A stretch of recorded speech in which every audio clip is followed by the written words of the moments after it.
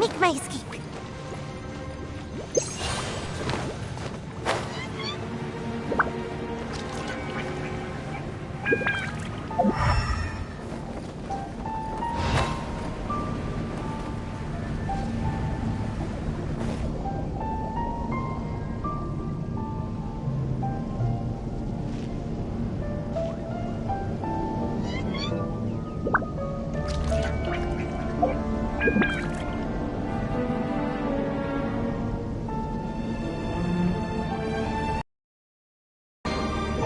What's in here? Maybe a growth serum?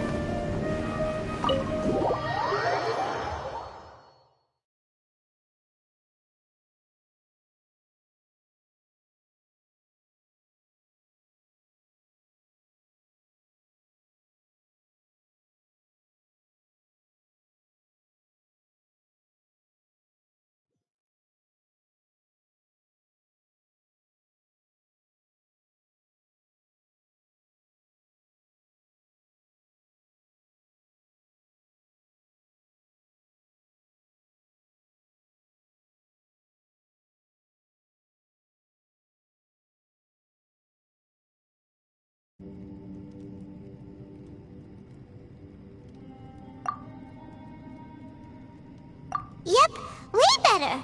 Paimon just got a little fright because she's never seen a crazy place like this before. Who would have thought the best guide in all of Tibet could end up so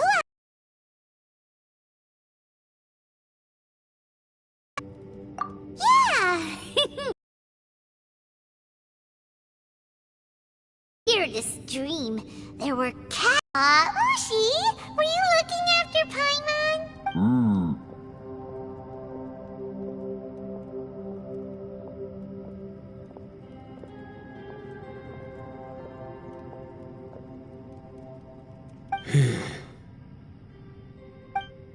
Traveler, it looks like the Conqueror of Demons is awake.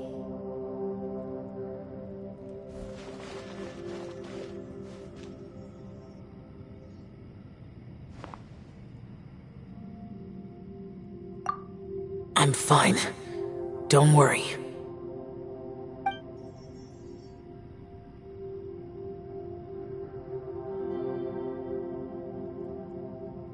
The karma I carry is dangerous to humans.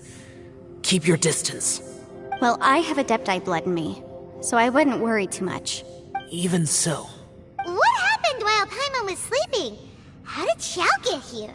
With a little help, I was able to find my way here. Conqueror of Demons, could you tell us what happened before you joined us? No need to be so formal. Just call me Xiao.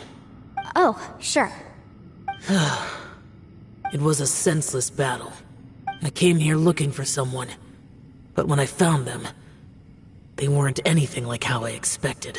Madame Ping says that you usually base yourself at Wangshu Inn to guard the main road through Dihua Marsh. It's unusual for you to go looking for someone yourself. Are they an Adeptus? I'm looking for a Yaksha called Bosacius. Bosacius? Is that one of the 5 Yakshas? Like you? I thought that you were the only one left. Aren't the other 4... gone from the world?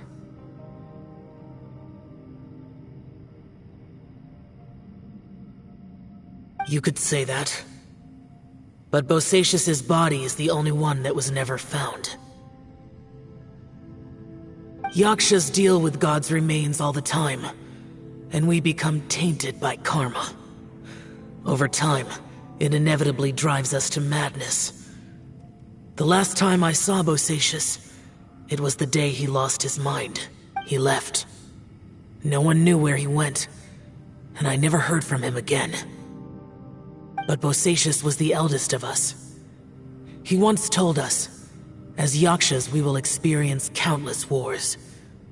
Whether we live or die, we must promise to take care of each other, and know each other's fate to the very end.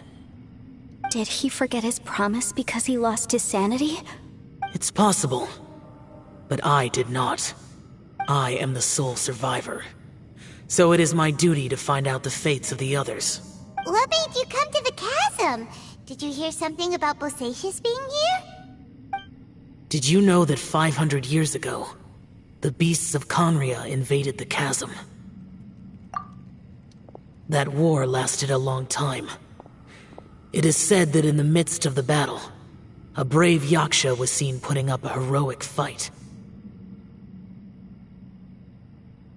But no one knew the Yaksha's name. But there were many more than 5 Yakshas in total, so there's no guarantee it was Bosacius. Wow. But you must think it was probably him if you came here to investigate, right? I am by no means certain, and I didn't have any other clues except for this one. But Bosacius was proud. If he had taken part in that war, he would have announced his name. So at first, I thought the nameless Yaksha couldn't be him.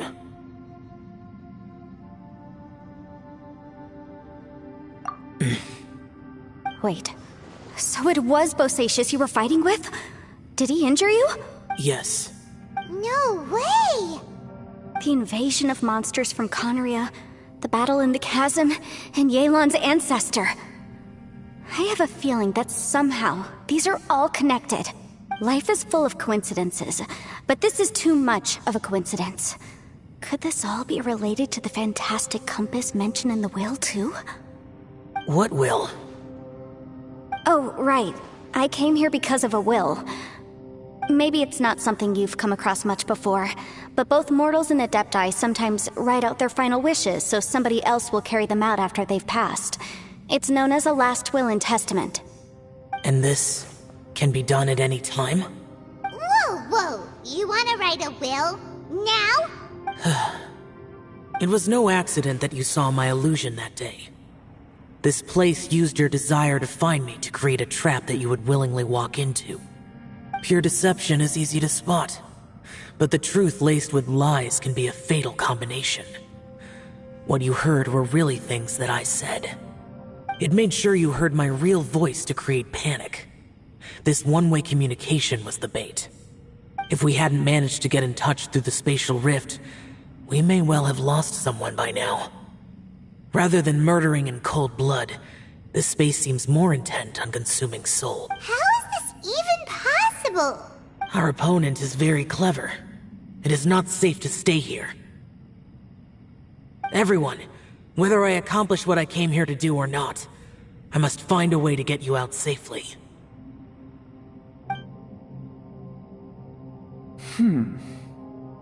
I rejoined to warn you that it's extremely dangerous here. If you stay here too long, this space may well devour you. But how do you know? You might become a shadow of your former self, wandering the underground like a lost soul. Sounds like you saw them too. Yelan, you're back. I've been back a while. I was listening to the conversation. I've seen some strange things here too. Objects that shouldn't be here. Strange figures appearing, then vanishing. I don't think any of it is real. So they're just illusions? At first I had the same thought. But it's not that simple. There may come a day when these illusions become real and attack you.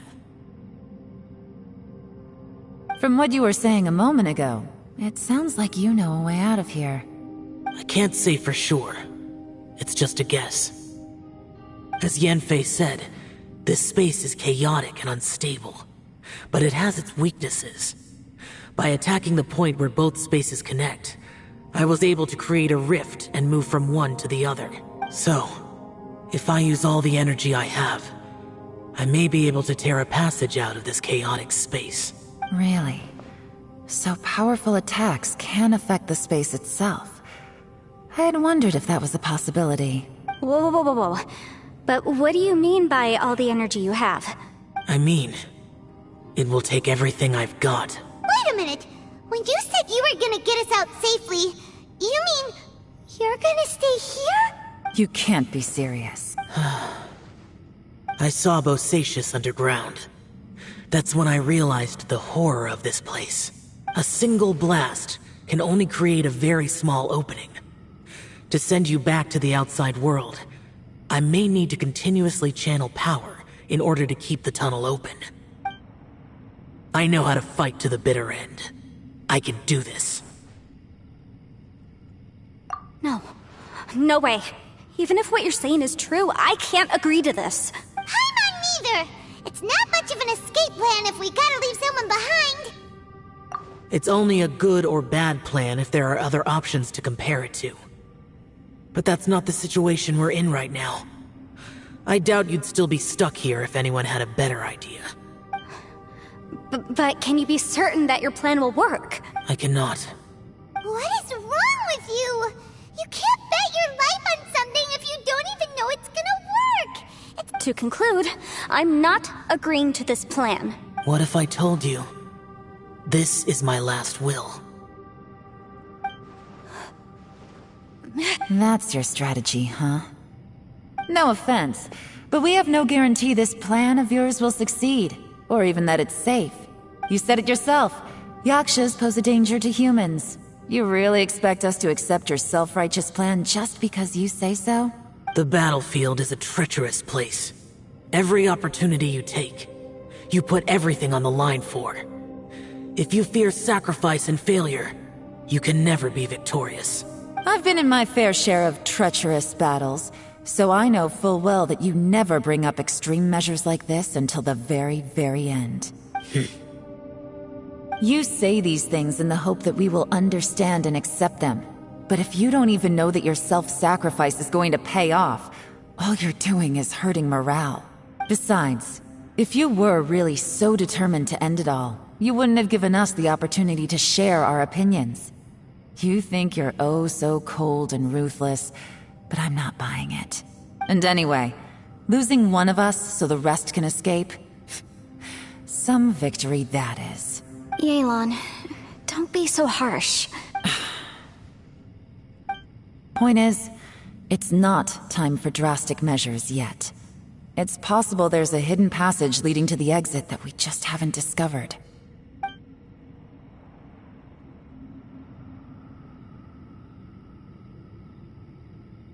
What if there isn't?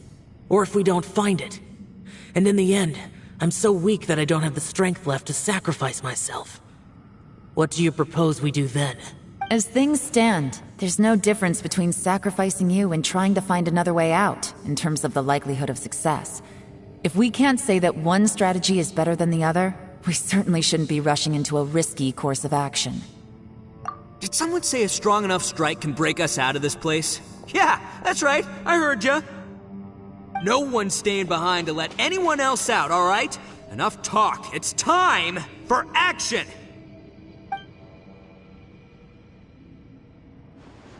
Come on, whatever you are! Let's see how long you manage to keep us trapped in here after I'm finished with you! Easy now. Have a taste of this! Yeah!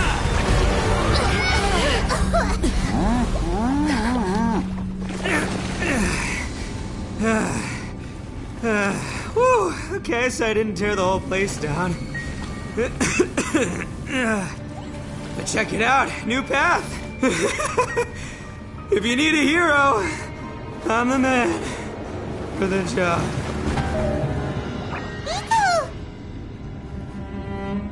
Should have seen this coming.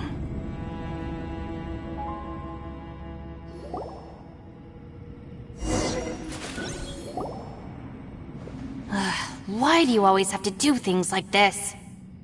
Shinobu. What happened to Ito? Did he pass out? The boss used up all his strength in one punch. Maybe that's the reason he managed to tear open a passage. Let me see if there's any way I can stabilize it. He did this because he heard us arguing, right? The thing with Boss is, he just can't stand conflict between teammates. Whenever we get into an argument in the Arataki gang, he always goes and does something shocking to calm everyone down. today he's done it again. He may not have known you for very long, but when he said he sees everyone as part of the same team, he truly means that. Another thing with Boss is, he hates it when other people sacrifice themselves, but he always seems to end up doing it himself. That said, there's a slight distinction to be made with him.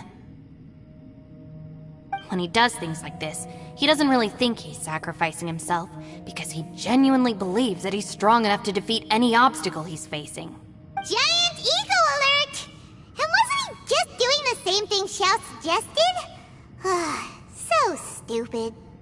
The boss is hardly open to persuasion. Besides, he always acts without thinking. There's no doubt that he really thought he was about to solve everything in one hit. It's not just him either. The other guys in the Arataki gang are more or less the same. That's why they need someone like me to clean up after them.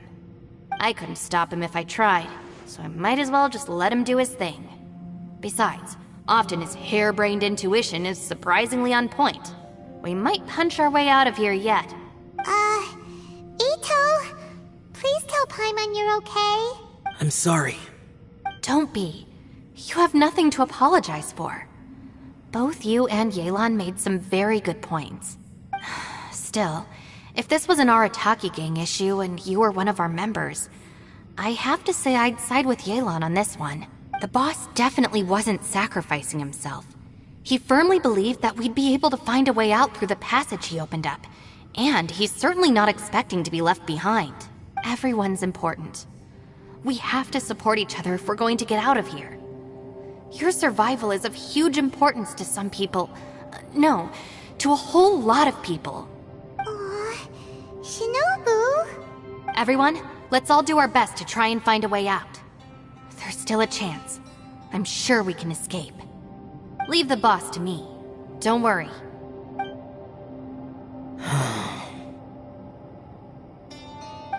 Everyone, it seems this passage doesn't lead to the outside world, but deeper inside. What the? So Ito's efforts were in vain? No, it's still worth exploring. I'll go and take a look first. Aha, I see. I'm with you. What?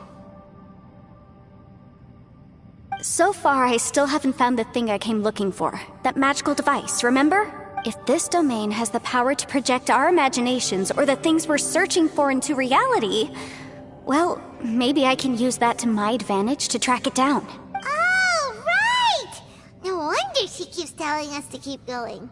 If it's a magical device, it must be super powerful. Well, I can't guarantee that, but it's worth a try.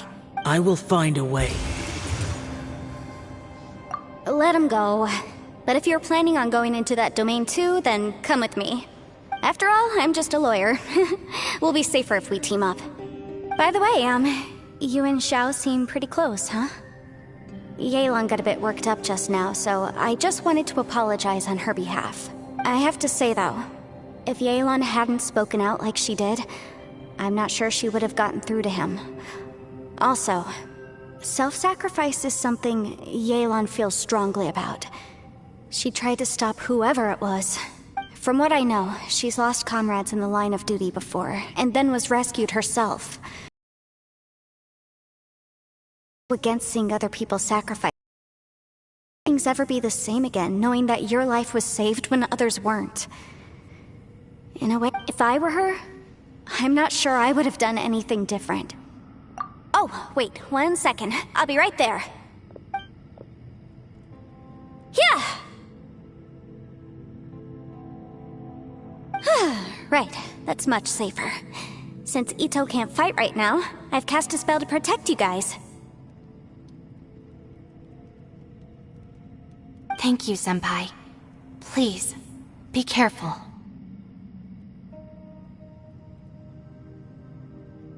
We will. Same to you. Alright, Traveler, let's go.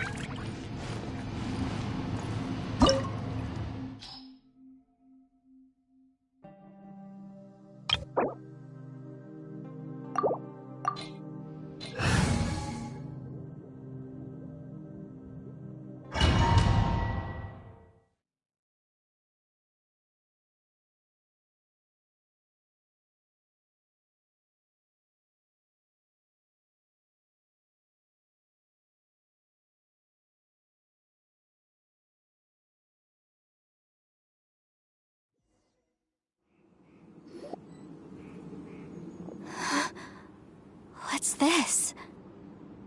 Huh? Look at that huge disc in the distance. Hold on. Is that the fantastic compass? What? That's the best description you can come up with? It's way, way bigger than that! Well, it seems our theory checked out. In my humble legal opinion, that's almost certainly the magical device I've been looking for. It really showed up. But if this really is the fantastic compass, it's so huge! How the heck am I gonna lug that back to my office? I mean, come on, Yanfei. Don't give up now. Let's investigate the area first. What the... Are they... They look familiar. Oh yeah, I bumped into these rapscallions a few days ago.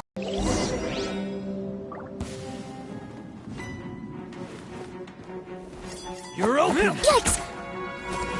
Incinerate!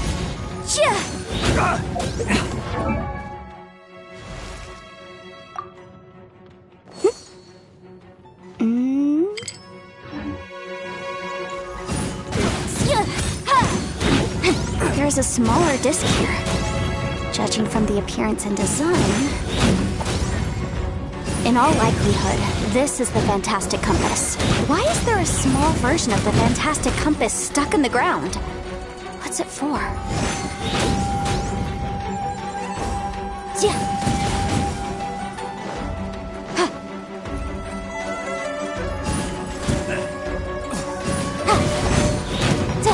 Incinerate!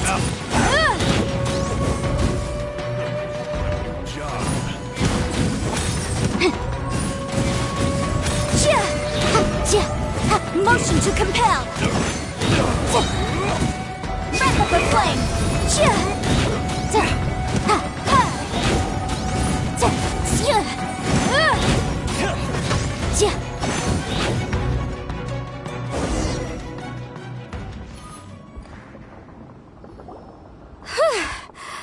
Easy peasy. Just like last time. You know, when I ran into them before, I was working on a big commercial case. The defendant hired them to attack me, just to get back at me. Happens all the time. Luckily, I'm well-trained in martial arts, so taking them down was a piece of cake. But these are the exact same guys as I met last time. Is this space recreating scenes from my memory? Maybe this is one of the ways our adversary intends to devour us. Unbelievable.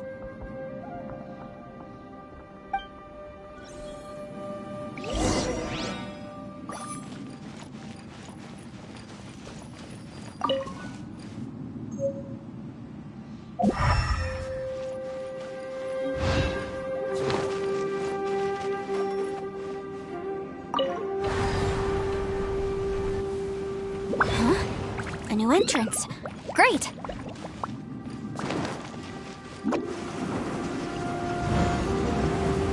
Whoa. Is this a tunnel? This is weird. It feels like it's connecting to another world.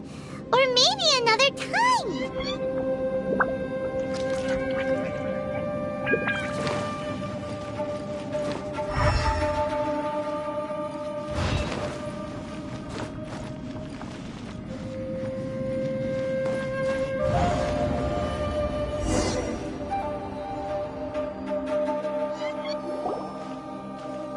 We might run into some other people here, but apparently not. The Fatui? Whose memory is this? Ah!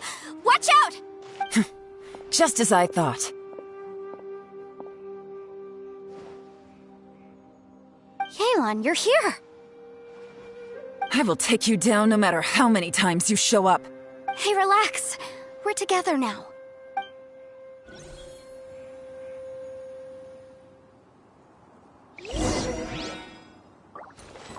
Frozen. Take it easy. Crisp. Have a load of this. Gotcha. Should've been careless. Boom boom!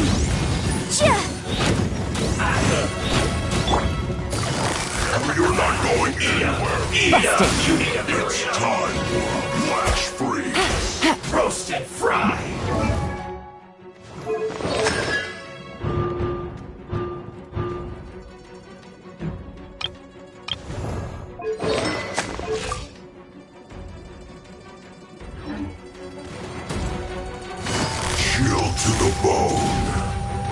Quietly now. Incinerate! This was well done.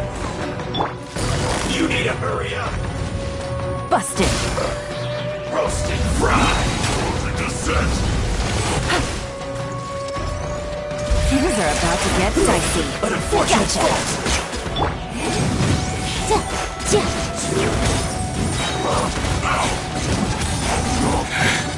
I mustn't give up. But can I live here? I will recall. See. In the compass. I just. Tired.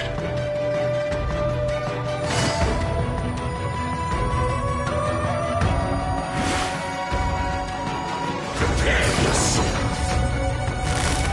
Gotcha. No escape.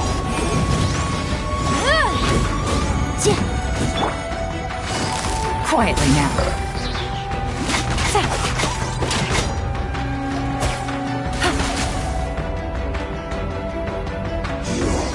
Can't run from death. Amateurs. And still they dare to come after me. You've still got it. Remember how I said I'd seen some illusions myself? Those were the same words I heard last time. The space seems to be reproducing that memory. Now that you know, at least we're all on the same page. He said the word fantastic. Was he talking about the fantastic compass? Yanfei, see that thing on the ground? Yeah, we tinkered with it. That's how we met up with you. I guess it's a miniature version of the fantastic compass in the distance. It has a close connection to the entire space.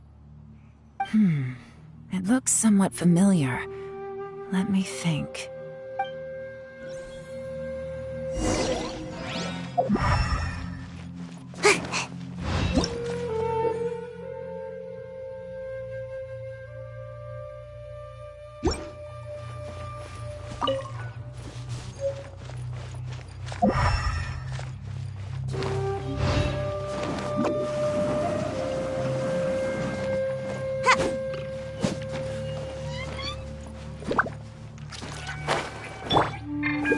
Gather!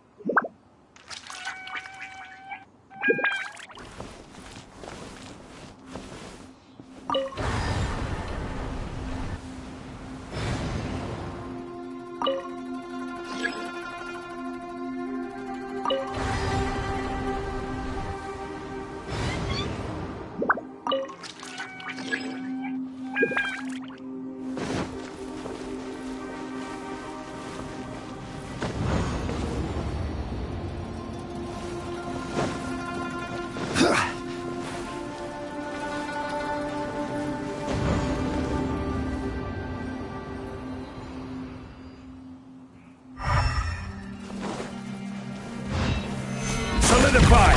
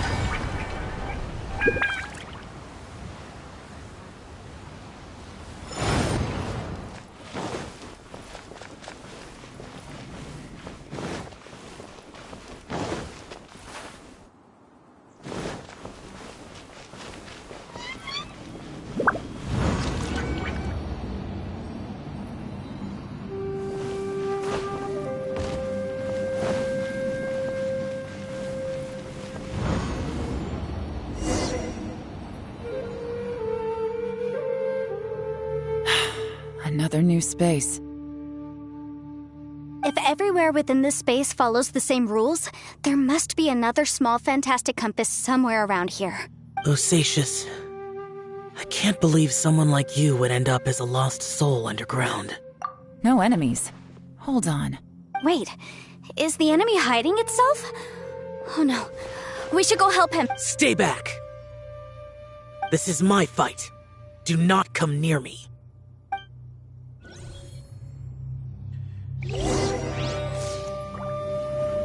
Filthy monsters! So many people have died at your hands! I lured you here to this underground space because I found your weakness. Hiding and ambushing from the dark is Bosacious's signature tactic. Die here with me! Huh? Ugh. How did a valiant warrior like you die here?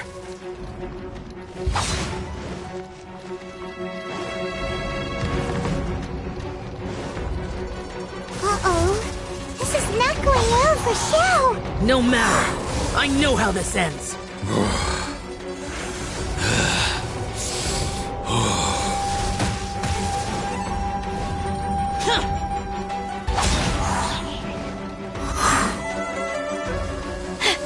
Look! Bosacious is showing signs of fatigue. Bosacious, martial Vitreous. Even your strength is finite. But your illusion is not as mighty as you. This is not you in all your glory. And I wonder what Rex Lapis would think if he saw what had become of the first Yaksha.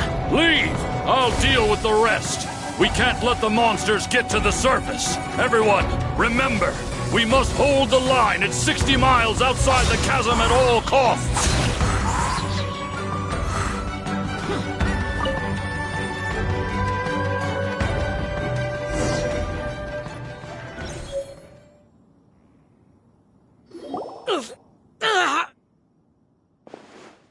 Enough! Phantom, be gone!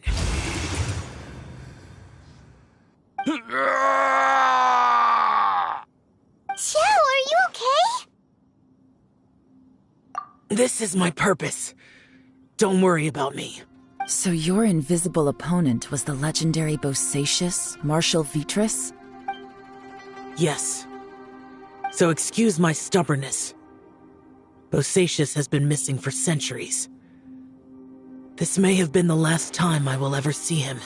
He was saying something about holding the line at all costs. He fought here. The nameless Yaksha from the legends. It was him. But didn't you say he'd always announce his name? How could his name be lost to time? What happened? I don't know. Maybe he forgot who he was. Because the karma you spoke of drove him to madness? Bosacious had already gone mad before he disappeared. There was no way of knowing if his memories were intact. He still took part in the Battle of the Chasm despite having gone mad? We Yakshas are not a race that thrive in peacetime. It's likely that he was drawn by the scent of bloody war. Slaughter is what we do best. Maybe it's the only thing we know. This battle confirmed my suspicions. As we had speculated, this space reflects information from people's minds. In other words, despite going mad, Bosacious came here. The illusion we saw just now is the impression he left behind. This space recreated him as he was during the battle. The way he fought was so self-destructive.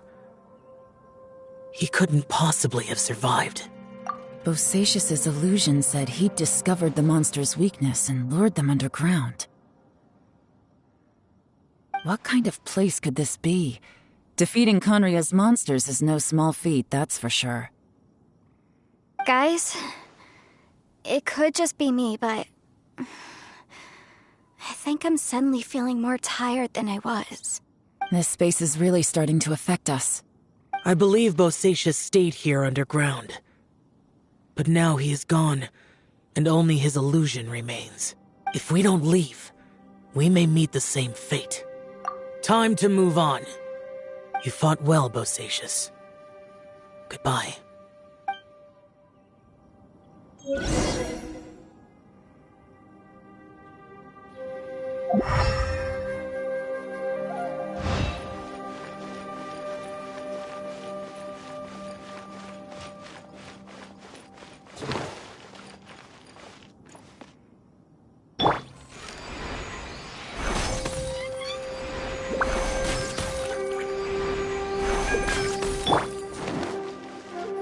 Jumpy Dumpty go!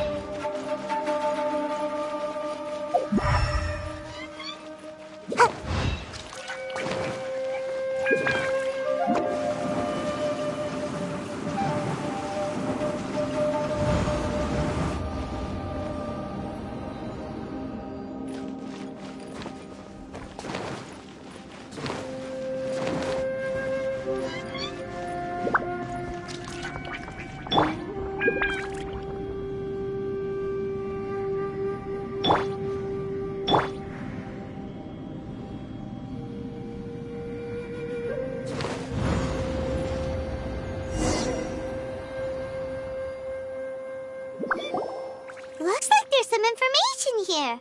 Shall we take a look? Okay, let's see.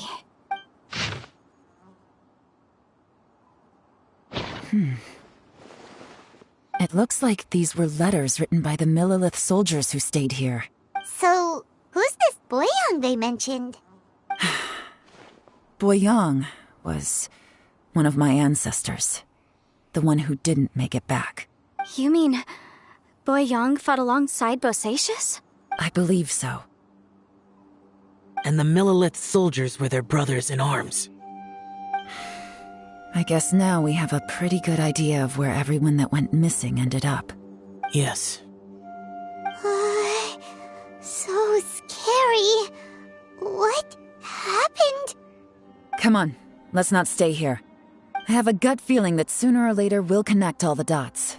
And then, we'll finally know the truth. Still, who knows how this space is planning on revealing the answer to us.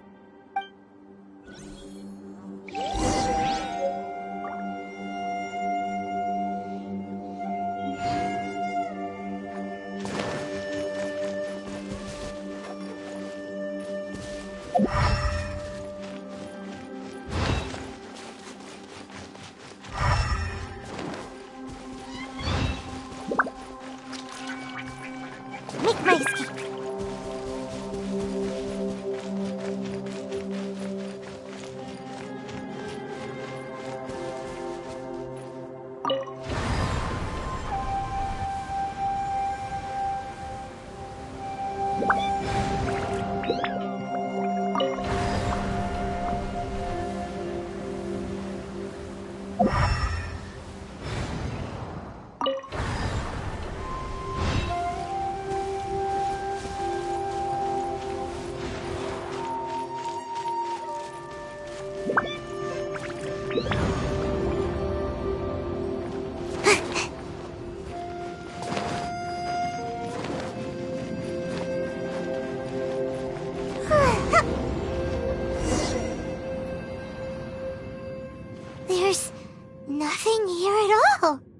What a creepy space.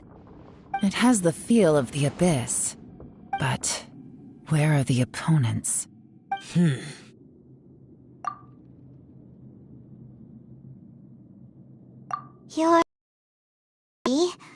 of what? The Abyss? So, this place is created purely based on your memory?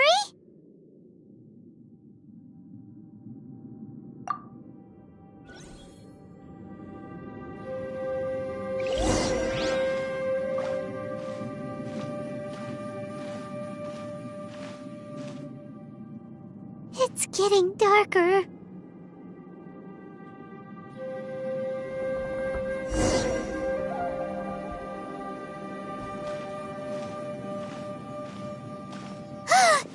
It's...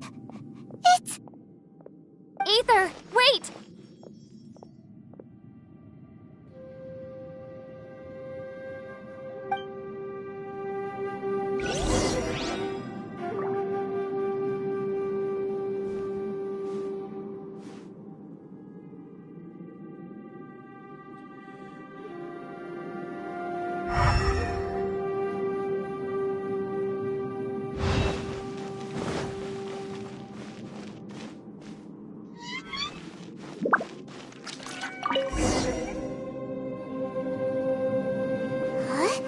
What's that shiny round thing on the ground? The fantastic compass! In the other spaces, the fantastic compass was always partially buried in the ground. But this one is lying flat, intact, as if somebody left it here. Oh, he was just a figment of your imagination? So, he appeared as an illusion because you miss him so much, huh?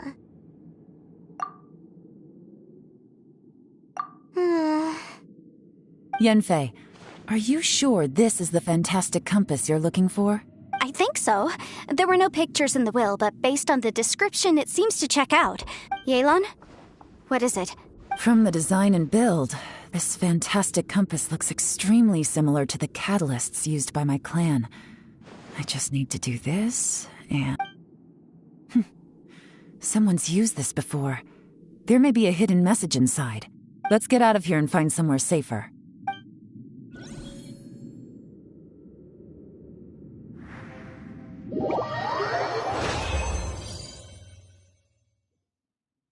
All right, here we'll be fine. Take a moment to catch your breath while I try to unlock the fantastic compass.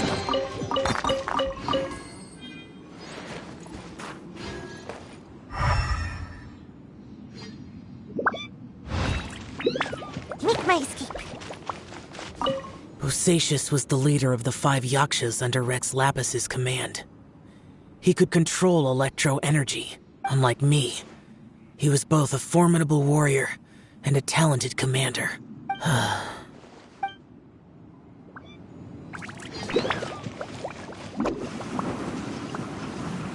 Now that I've found the fantastic compass, my work here is done. But if the Bosacius we saw was just an illusion, will we really be able to take anything we find here back to the outside world?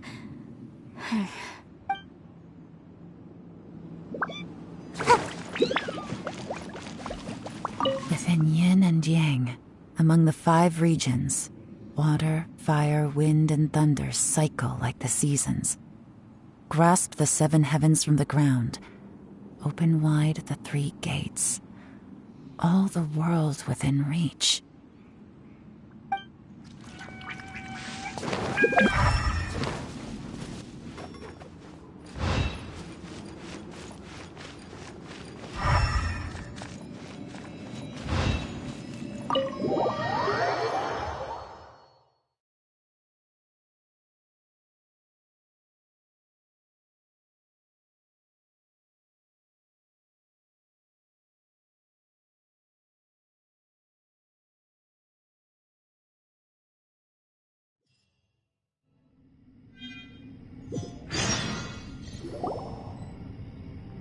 Well, well. This is not what I was expecting. Oh, seems like you've made a new discovery.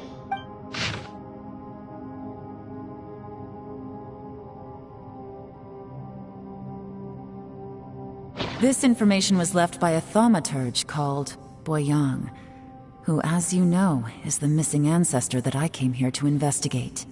All this information, it was left by your ancestor?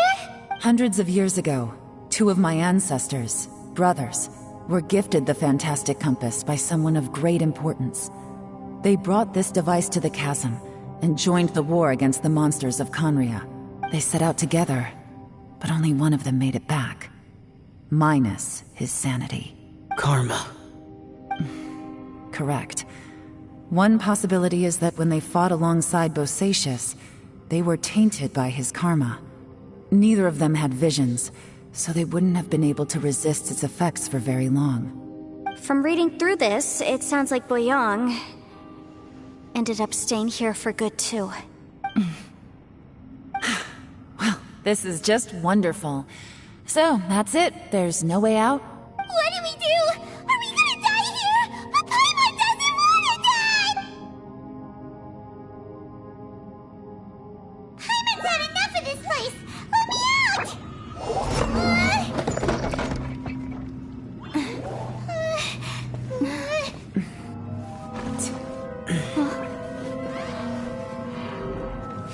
What was that?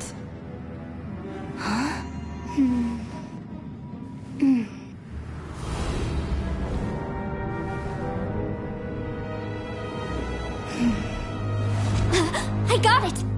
I just had a thought. Give me a second, I just need to double check.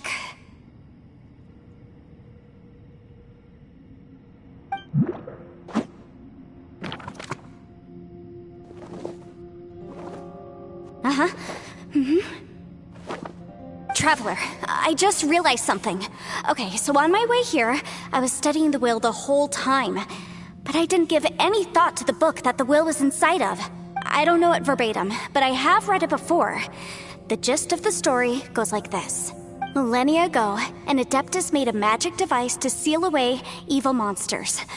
Later, he made good friends with a human and gave the device to him to use as a catalyst. A few years later, great demons haunted the mountains. The mortal and the Adeptus joined forces to exorcise them using the same device. And that's not all. The book also says this. When mortal and Adepti powers are combined, one can move the heavens and shake the earth. This contraption is proof that mortals and Adepti may coexist, that there is unity between heaven and humanity. I have both Adepti and human lineage. Maybe my power can work.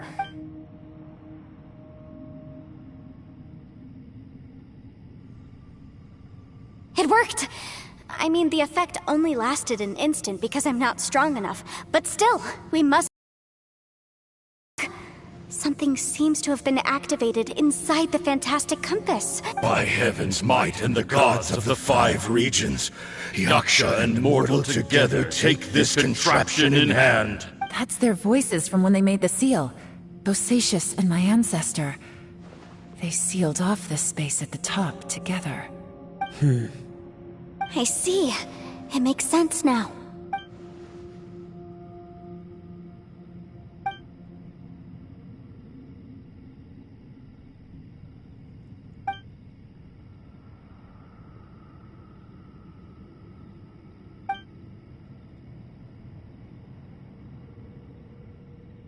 Everyone, let's go back and meet up with Ito and Shinobu.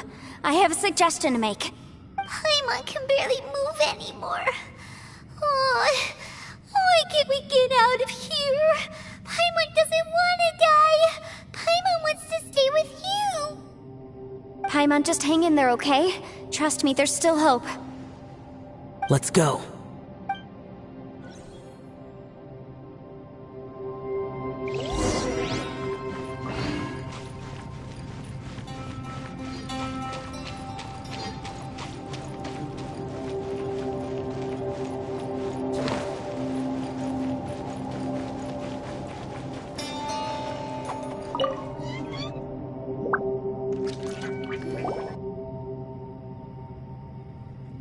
Shinobu, Ito, we're back! He must be exhausted, because he still hasn't woken up yet. But he's not in any serious danger, so don't worry. What about you guys? You found something, didn't you? It's written on your faces. But whatever it is, it's bad news, isn't it? We found the fantastic compass. The previous owner left a message inside, and from the looks of it, there really is no way out of this space after all. It seems like the previous owner was stuck here forever too. Shoot! This isn't over yet. Listen to me. Just now, I tried channeling my power into the fantastic compass, and it responded. But all that did was activate the records from when the seal was created. Right, but the issue wasn't with the compass. It was with the method. Remember what the book says? When mortal and Adepti powers are combined, one can move the heavens and shake the earth. Only when a mortal and an Adeptus combine their powers can the fantastic compass be fully activated. I'm a mix of human and Adeptus, so the fact that the fantastic compass responded to me shows that the system is still functional. Lucky for us, we also happen to have a full Adeptus and a human with training in the magic arts. Interesting. So that's what was going through your head. So, an Adeptus and a human need to channel their power at the same time? Yes, if my guess is correct, then when both of you put your full power into the fantastic compass, we should be able to completely reactivate it. Maybe even reverse it. Last time, it was used to seal the intersection between this place and the chasm. If we can reverse it, Then we're home free. Awesome. So there's still hope? you bet. Your idea seems reasonable. Okay, well let's all take a quick break. We'll give this thing a try once we're ready. Oh boy. Paimon's so nervous. Yelan, Xiao, how are we looking? I'm all set. I'm ready. Oh, but Yanfei, there's one thing you might need to mentally prepare yourself for. I'm afraid you probably won't be able to take the fantastic compass out of here. From what I can tell, everything within this domain is the result of disordered space-time and memories. We all came here for different purposes, and everything that's happened here has been in response to our own imaginations and conjecture. Terrifying, but also a miracle. This space, well, it's more than just a space. Whether there's some kind of higher power at work here, I don't know, but the whole time, it's been reading our minds and responding to us in the form of illusions. Also, according to the history of the chasm, this place must have existed for a very long time. What could have created it? Oh, that. Yeah, I was there too. Huh? Wait a second. It was you that shot that arrow? Who else did you think it was?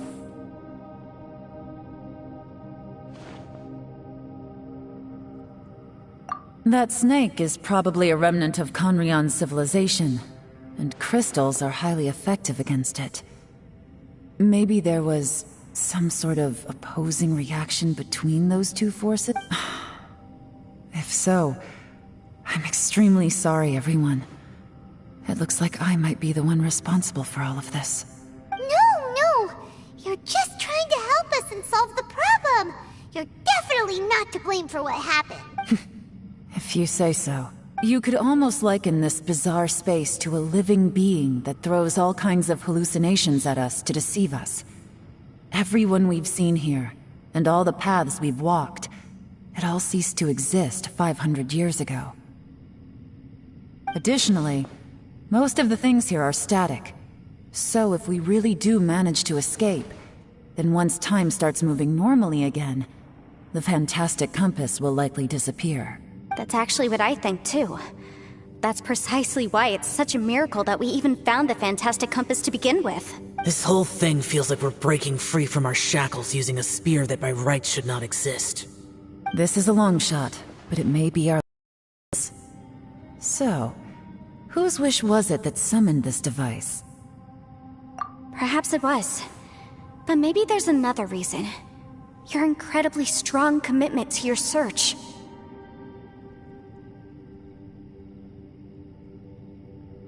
It's a shame that we couldn't find your family. But if they were here, I'm sure they'd want nothing more than to see you being rescued from this place. I gotta say, it does intrigue me, the way we all ended up here together. If this is fate, then let's grab it in our hands and turn it around. Leave the boss to Ushi and me. We're ready. Traveler, take care of Paimon. Yenfei, you might need to come closer to me when the time comes. Sure.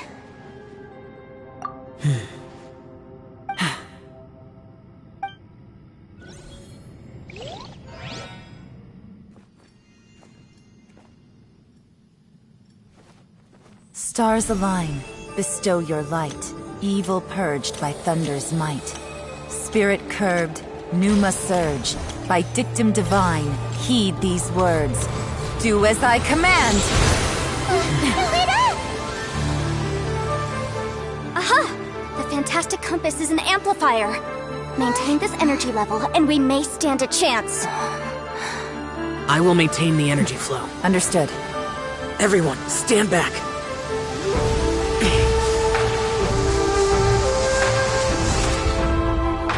I shall hold the line by sealing the surface. As Yakshas, we must fight for this world. General Alatus, falling in!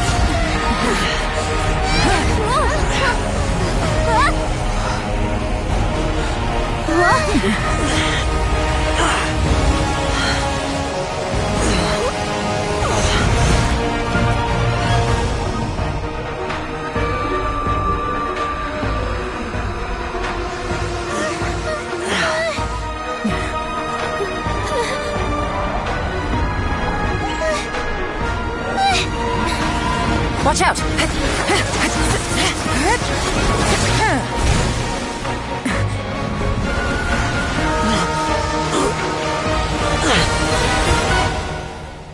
This trip may be dangerous, yet you insist on going. I have guarded this place for several hundred years. Only to seek the nameless Yaksha do I request your approval.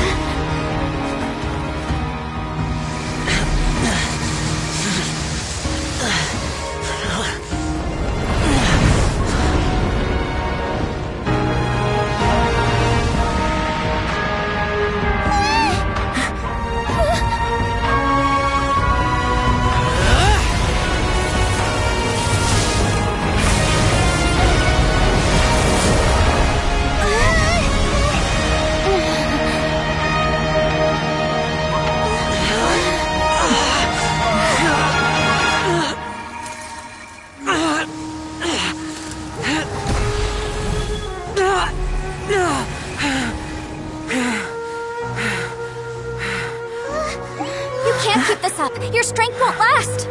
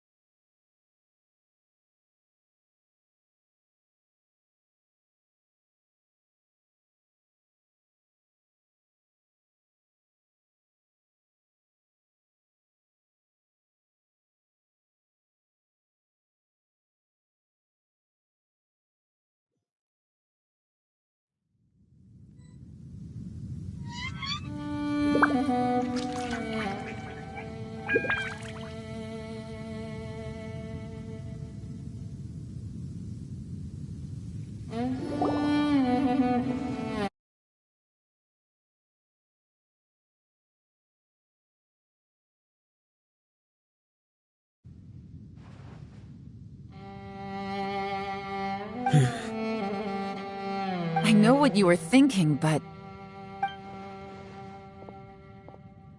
Never mind.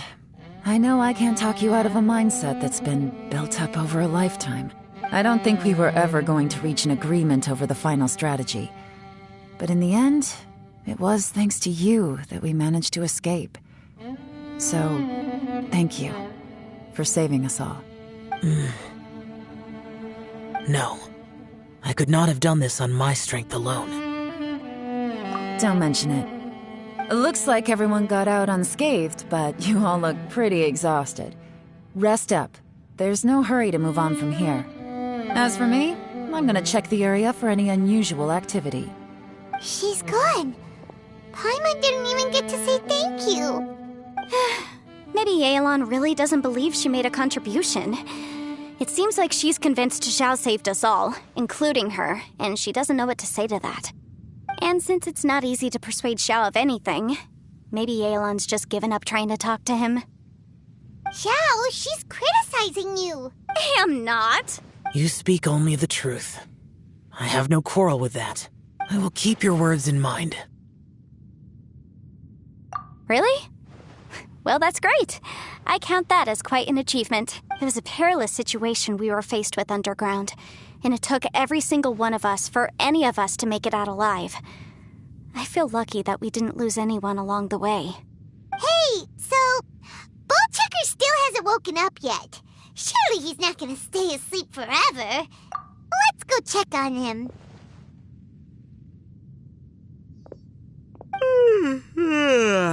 I slept like a rock.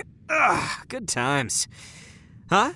What you doing? What's going on? Why are you looking at me like that? Are you in any pain? The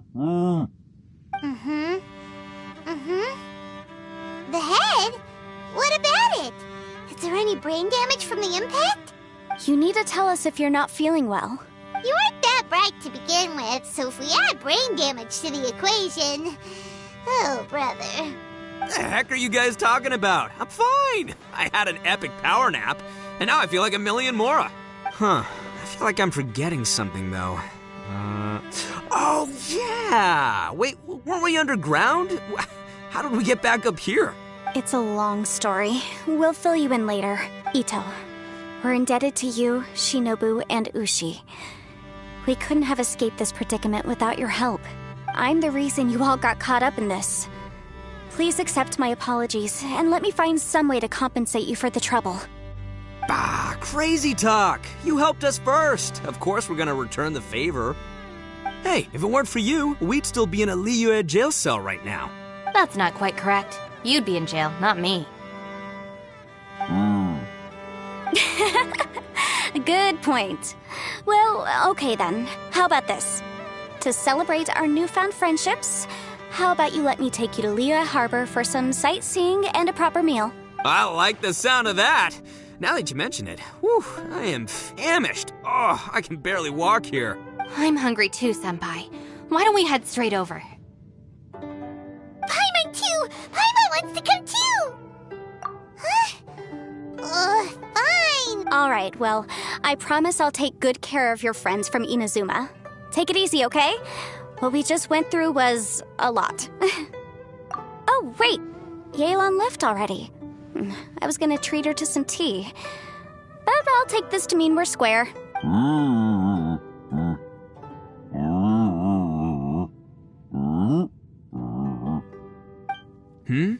Oh, yeah? Is that right? Wow. Okay, I'll let him know.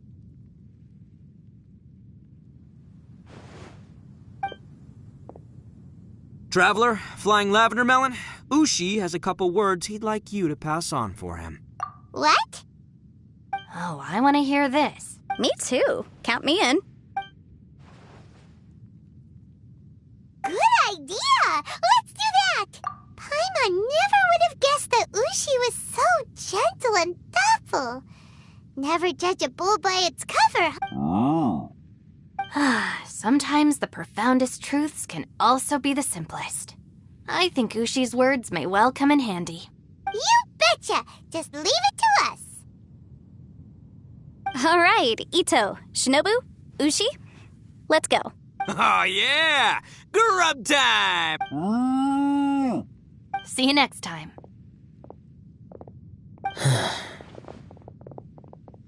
Finished taking care of business?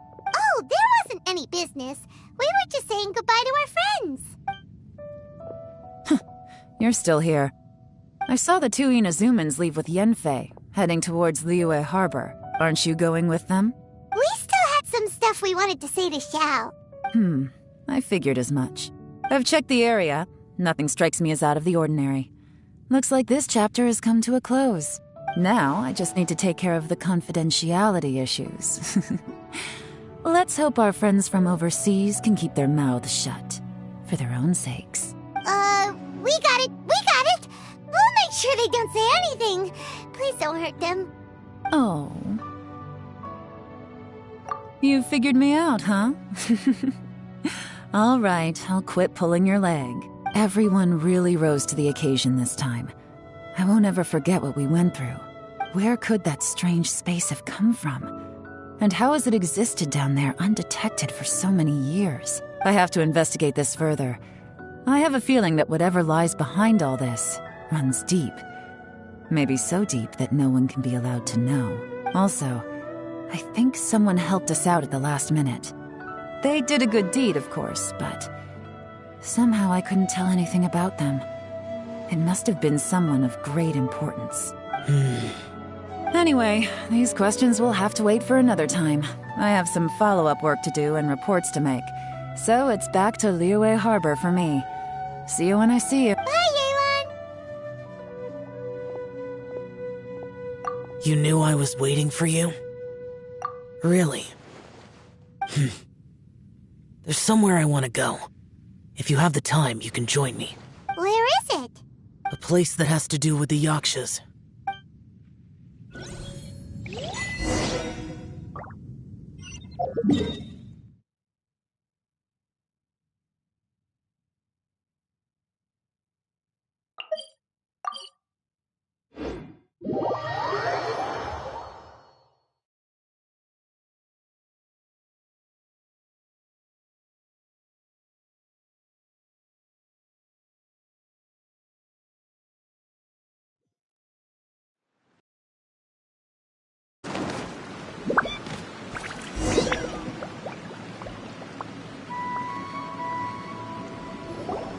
The temple up ahead was built to remember Pervases. Maybe I came here because I had a realization. You mean back when we were underground?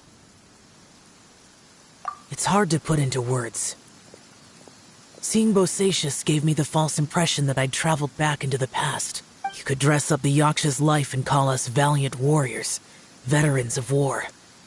But the truth is, we are slaughterers, and nothing more. For Bosacius, perhaps dying in the heat of a great battle was no tragedy, and perhaps the same is true for me. After living so long, to die in the act of saving others would not have been a terrible thing. So maybe these thoughts are my own form of insanity. Hey, don't say that. Oh yeah, Ushi wanted us to tell you. It's very important. Ushi said he has the power to exorcise demons, so people use him to fend them off. But after he met Ito, he's never left his side. He also said that he doesn't have any grand philosophies. He just thinks we should spend our lives around the people who make us happiest. Maybe there aren't so many rules about how we should or shouldn't live our lives in this world after all. So, he hopes you can come to understand that even though the power of a Yaksha may be harmful to other people, it doesn't mean you shouldn't hang out with them. Yep, like people with visions.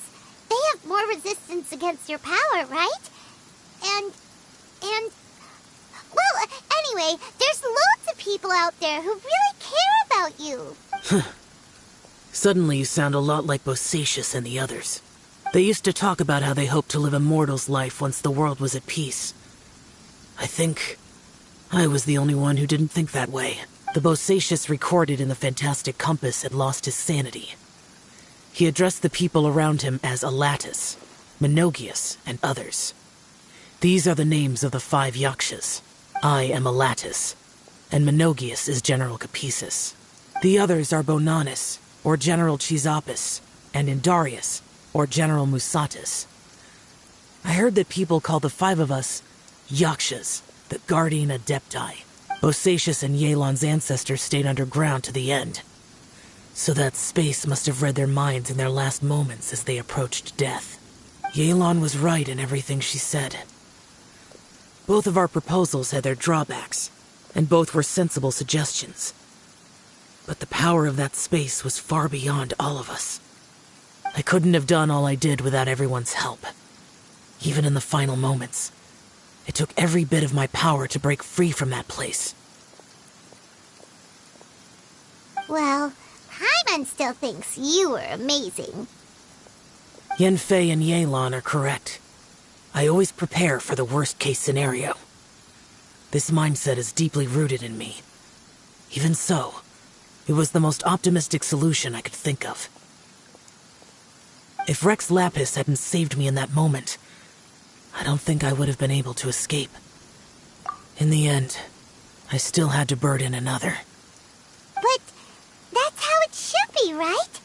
You've known Zhongli, Rex Lapis, for such a long time. And you've helped him before, so he helped you back. What's the big deal? Perhaps. In the moment that we escaped from that space, I could sense what was left of Bosacius's memory. If I had to say what I gained from this trip, I think that would be it. It's good that one more person will remember him.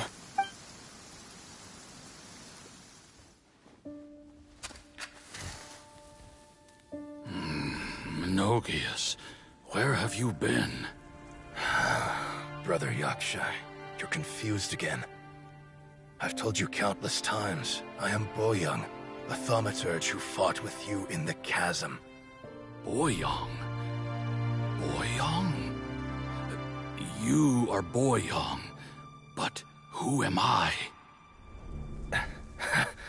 Believe me, I want to know as much as you do.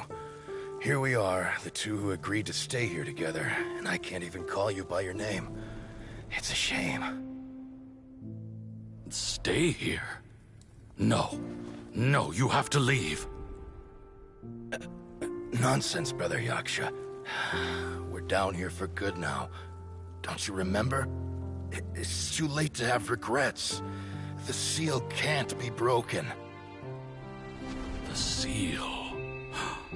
Ah, yes. I'm a Yaksha who came here to fight.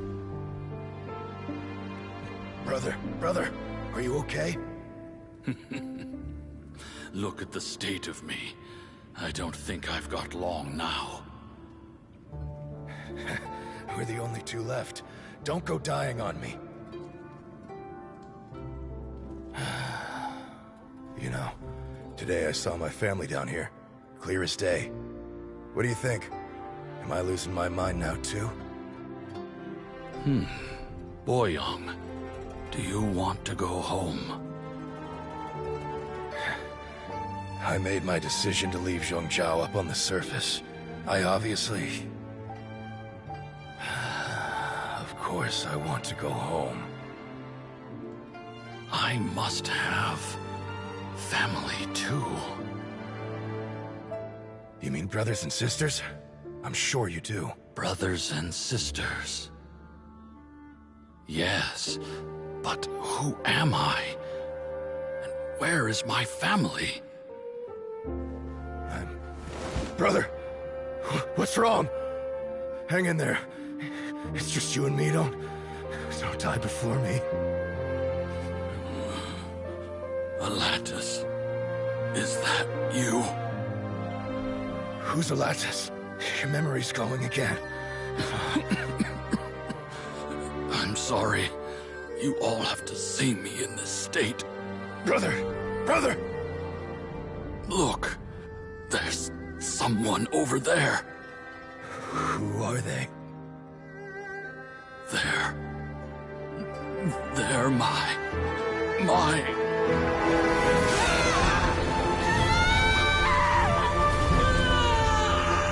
I remember now. I know you.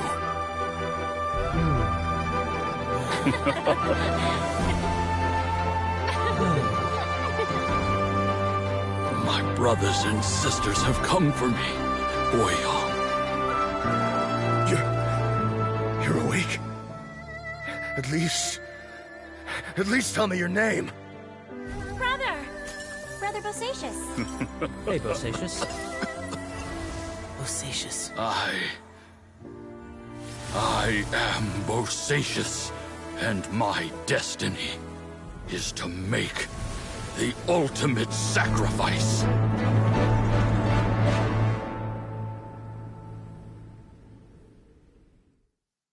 I've said so much today, but I don't need to hold back as much when I talk to you. Have you ever had a moment where you felt like you were aware of your destiny? The potential of life? The approach of death? Whatever it might have been. By now, I have accepted that destiny is the one disaster that the Yaksha know most keenly of all. We are destined to misery. And yet, we have no fear. Xiao. It matters not. Rex Lapis had said that you are a witness. It is right that the events of the world are relayed to you. Bonanis, Menogias, and Indarius all perished, and only Bosacious's fate was unknown. This has always stung my heart like a thorn. That is why I went to the chasm, despite being fully aware of the danger. Now that I know what happened in the chasm back then, I can finally put this matter to rest. Before we left that place, I picked up a stone. I thought if I could take it out with me, I would place it in the temple to Pervases in memory of Bosacious. Unfortunately, the stone did not survive. Pervases died in the Archon War thousands of years ago. He was younger than us, and Bosacious was very sad when he passed. Too many Yakshas have become casualties of battle. We are like a flock of birds, scattered to the four corners of the world. And in the end, as Bonanis said, it's rare for a Yaksha to find repose for their soul. Bosacious, Boyong, and all those soldiers. Heroes. I like that word. Maybe the world will never be free of disaster. But there is good in the world, too. Even the darkest hearts have room for those they cherish. I accept your advice. From this day on, heroes will always look out for each other.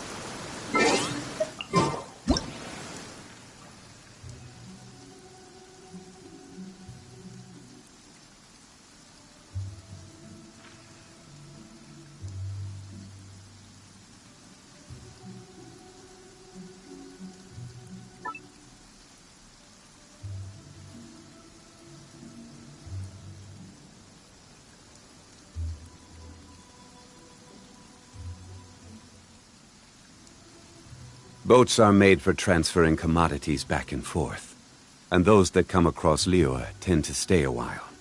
So it is where many things to settle.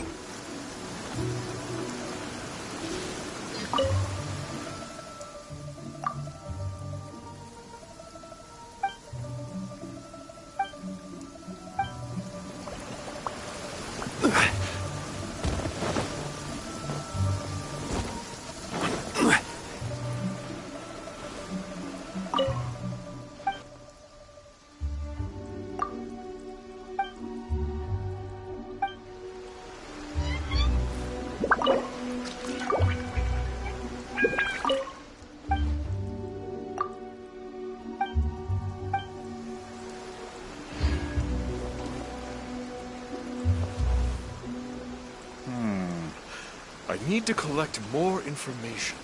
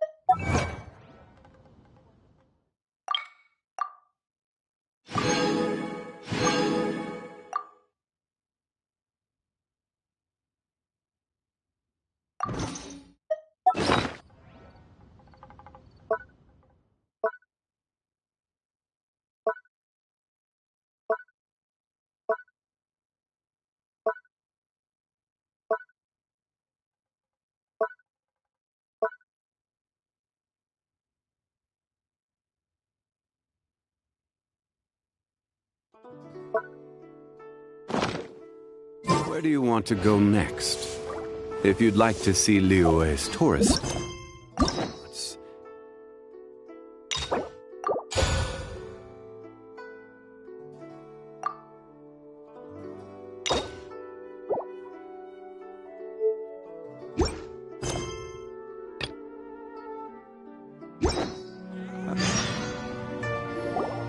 Traveler, Paimon, it's been a long time.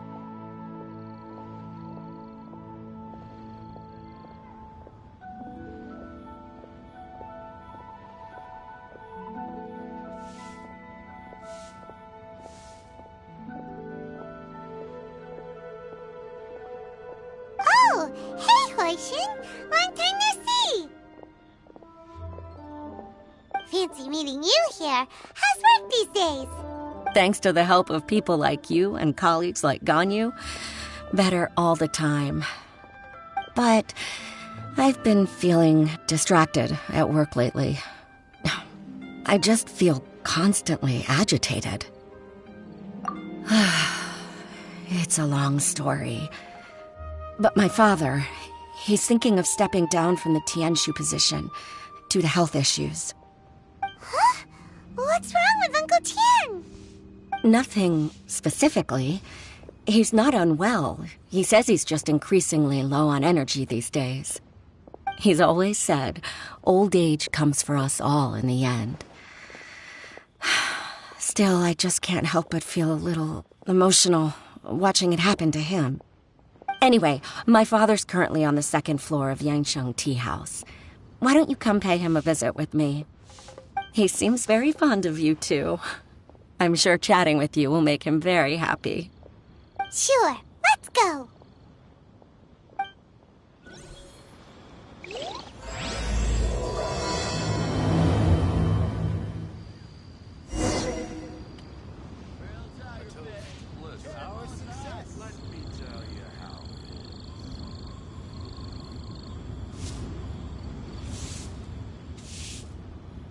Osmanthus wine tastes the same as I remember. But where are those who share the memory?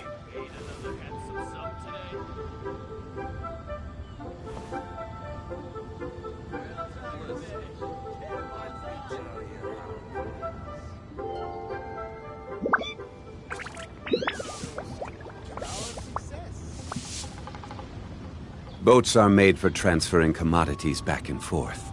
And those that come across Liyue tend to stay a while. So it is where many things come to settle.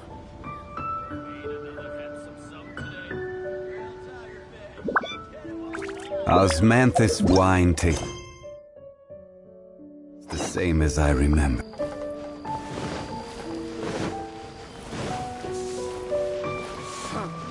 Crumble!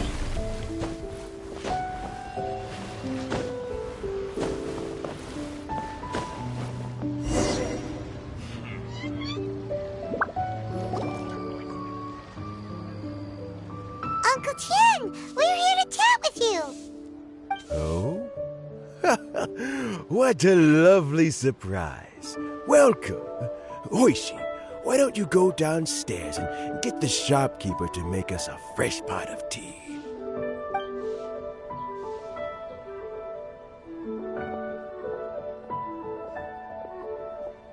I heard that you've been traveling all over the place recently. I would very much like to hear your adventure stories. Hoishin told you, didn't she? Don't worry, I'm quite all right. It's just the years gradually catching up with me. As I grow older, I'm starting to find that with many things, though the mind is willing, the flesh is weak. Especially recently, I've noticed a rather drastic drop in my energy levels. I am still very much in good standing as the Tianshu today. Nevertheless, I wish to pass on the position before my mental acuity begins to decline beyond redemption. How difficult is it to transfer the Tianshu position? Oh, well, you see, the Tianshu is a rather unique position among the Liyue Qixing. Historically speaking, the Tianshu rarely appears in public. We stay behind the scenes, planning and giving advice, so a public selection process would not be suitable. We also want to keep any prospective Tianshu candidates free from influence by outside forces, so we tend to be as discreet as possible in their assessment and appointment. For these reasons, the incumbent Tianshu typically recommends their candidate of choice, and this is then approved by the other Qixing members. So in other words, you pick someone, and then Lady Keqing, Lady Ningguang, and the other Qixing appoint them? Correct. Unfortunately, due to my health, I won't be able to assess every candidate myself. Not to despair, however, because I found someone exceptionally capable to act on my behalf as assessment officer. In fact, I believe you recently became acquainted with her yourself. Oh? Who is it? I'm heartbroken. I thought it might take you a little longer than this to forget all about me. It's Yelan! Jackpot.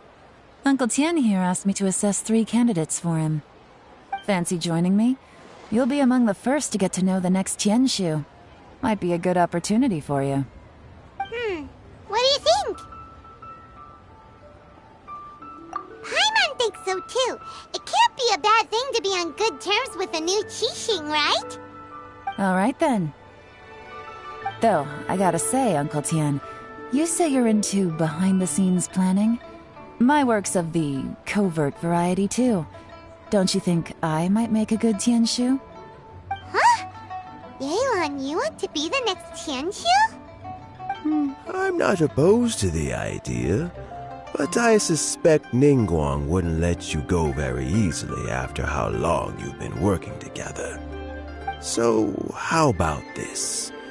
If your investigation reveals that none of the other candidates are qualified for the position, I'll recommend you for the job. Deal. Well, you guys take your time. Everything's all set for the assessments to go ahead. Meet me on the first floor when you're ready. Until then, have a pleasant conversation. Oh, and no need to pay for your tea. As the new owner of this fine establishment, this runs on the house.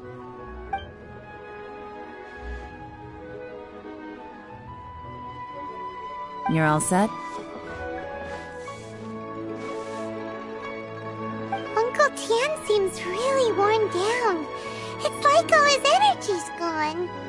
Yeah, it may sound harsh, but Uncle Tian is past his prime. He's not cut out for this anymore. So he's recommended 3 candidates. Their names are Qinwei, Mingbo, and Zhi. Qinwei is a wealthy entrepreneur.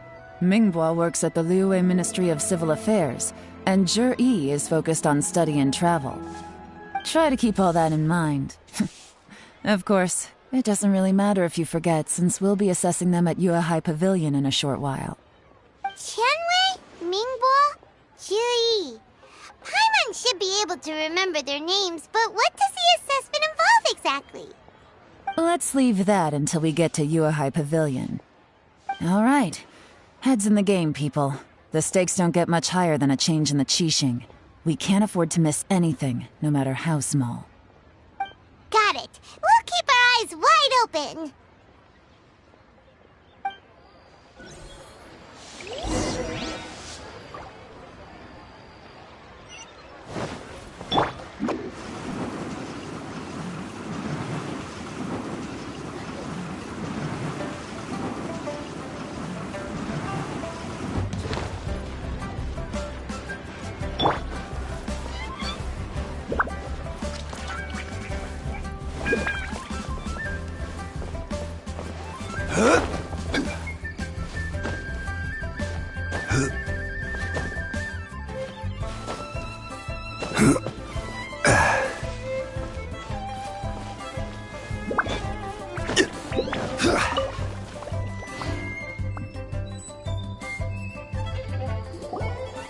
My legs are getting sore. What is wrong with this assessment officer? This is a huge occasion and I don't even get a chair. I've dealt with all kinds of people in my time, but never have I been made to stand while I'm waiting for an appointment. Oh, I mean, I think it's fine. That's called being complacent. If you're happy to just accept the way things are, you'll never be able to change anything in the future. Oh, come on. That's just... Now you're just... being unreasonable. All right, you two. Let's not get into a big argument over this. It's not worth it. Qianwei, that was a bit uncalled for. And Mingbo, cut him some slack. We've all been standing around for a while. It's natural to be getting irritable. Look, how about this? There's no rule saying we're obliged to stand up while we wait, so why don't we borrow some chairs from the guild nearby? Fine. They're not the best quality chairs, to be sure. But under the circumstances, it would be better than nothing. It looks like all 3 candidates have arrived. We'll meet them formally soon. Before that, let me run you through the assessment process. I've split it into 2 stages: current affairs and planning, and face-to-face interview. In the first stage, candidates are required to submit a manifesto for Liyue's development. In the second stage, we will ask them some questions in person. Writing a manifesto takes time, so I informed them of this requirement in advance. These are the reports they submitted. Wow! One of them is really thick! It's also worth mentioning a stipulation I gave them. Whoever is appointed as the new Tianshu will be expected to implement their plan as put forward in their manifesto. Failing the occurrence of some cataclysmic event, they will not be permitted to change their plan. Therefore, these 3 piles of documents in front of us represent where each candidate stands on key policy issues. There's still some time. Have a skim through, get a first impression of what each person's proposing. I'll be waiting off to the side. Just let me know when you're done.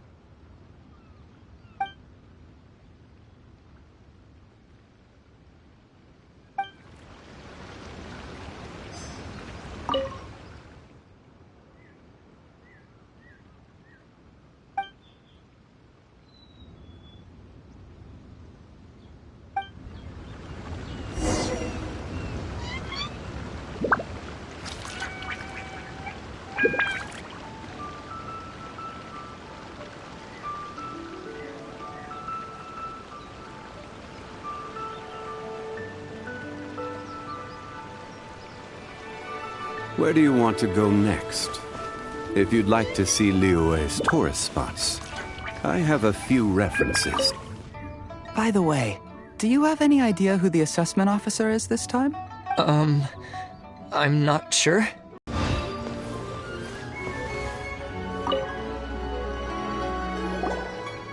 Finished, huh? What did you think? Everyone took it very seriously. Of course they did. They have the chance to be picked as the new Tianshu, so you can bet they're putting their best foot forward. And keep in mind, whoever gets in has to execute their plan as written. Nobody wants to have any regrets. That's for me to know and you to find out. We can talk more after the interviews. We'll see the candidates now. Let's do one at a time. Start with Chenwei. Yes, ma'am.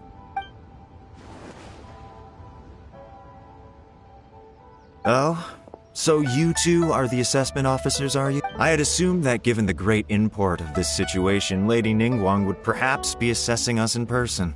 I certainly hadn't imagined I'd be seeing two entirely unfamiliar faces. I trust you've read through my manifesto? I'd be more than happy to clarify any details you found difficult to grasp. It was written with an expert audience in mind, after all. Mind your tone, mister! Relax. It wasn't intended as a personal slight against anyone in particular. I was simply stating a fact.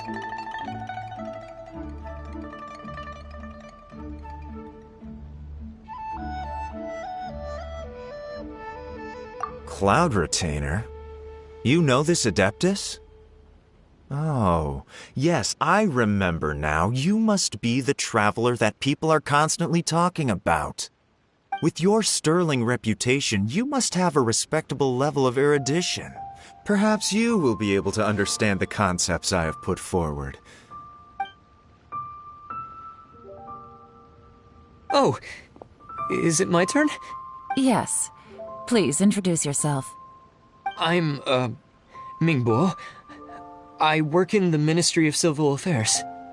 I've worked there for, 9 years, 5 months, and 3 days. In that time, I've handled, 2,347 cases. I have 12 active cases at the moment. They should be concluded in, 16 days? My current work is related to urban planning, and I'm also responsible for, auditing the accounts. To be more precise, there are 3 parts to the accounts, namely... Is it just Paimon, or is he not very good at public speaking? You know what? Let's leave the self-introduction there and move on to some questions.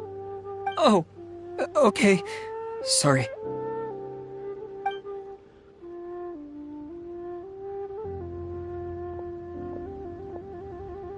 Hello. Not gonna lie, I'm feeling a little nervous. What would you like to know? You're here to assess me, so ask away and I'll answer your questions to the best of my ability. Your manifesto is very wide in its scope, but you don't seem to be personally involved in many of the specific fields. How can you be sure that you have the ability to put your plan into action? Very fair question. I completely understand where you're coming from. But I'm confident in my plan. I've visited many different places, talked to lots of people with far more expertise than myself, and my manifesto is the conclusion of these efforts. Of course, 2 different problems can be interconnected in very complicated ways, and you might reach 2 very contradictory conclusions depending on which one you're focusing on. What I've tried to do is strike a balance. In other words, present an optimal solution to all the problems as a whole. How do you plan to determine whether you are right or wrong about your proposed solution being the optimal one? A great question. Well, I'd start by having my colleagues and the secretaries of the Yuehai Pavilion evaluate any proposals before implementation. Post-implementation, it would all come down to the results. If it turned out that my judgment was to blame for poor results, I would take responsibility. Nice answer. All right, next question. He seems like a great guy. Everything he said was thoughtful and logical, and he was just... Here's my take on what we just learned. As you saw, Qianwei is highly knowledgeable. He proposes many excellent ideas in his manifesto which effectively target the big issues. But he is very proud and incredibly stubborn. He doesn't care much about other people's feelings. Mingbo's plan is more thorough and more measured. You can tell he's meticulous in his work, very detail-oriented. But he and Qianwei are otherwise polar opposites. Mingbo is not very articulate and comes across as very timid in conversation. Perfect summary! Paimon couldn't agree more! Last but not least, Zhi. His manifesto is full of pertinent details, his methodology is sound, and his proposals cover a broad range of fields, which is quite a rare feat. The depth he goes into in each and every area means it can only be a product of painstaking work. Plus, he is modest and good at dealing with people. But what really interests me is that many of his views happen to coincide with Uncle Tien's. Having someone like Zhi take the position would certainly put Uncle Tien's mind at rest. Great! We'll see. Let's go back and report to Uncle Tien.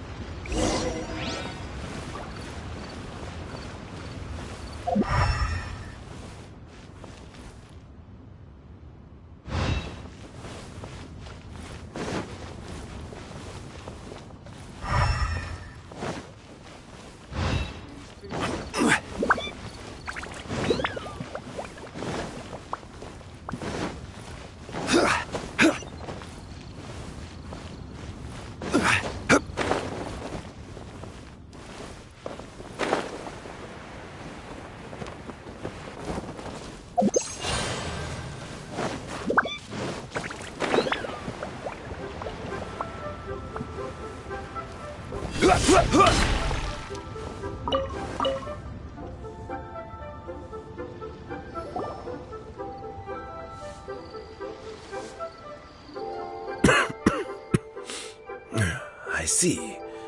Then it's more or less as I anticipated. All right. Then let me ask this. The ideas in Jur-E's manifesto are very similar to your own. Is there any particular reason behind this? Oh, I didn't want to say anything when I gave you the list of candidates, for fear of affecting your judgment. But I can tell you now. Those 3 candidates have all studied under me in the past. It's only natural that they share some similarities with me. But Xin Wei went on to focus on his business, and Ming Bo has always been occupied with his work at the Ministry of Civil Affairs. Of all of them, Juri was with me for the longest duration. Whoa! So how did you get to know them all, Uncle T? Chen Wei was referred to me by an old friend. Ming Bo came to my attention in the course of my work.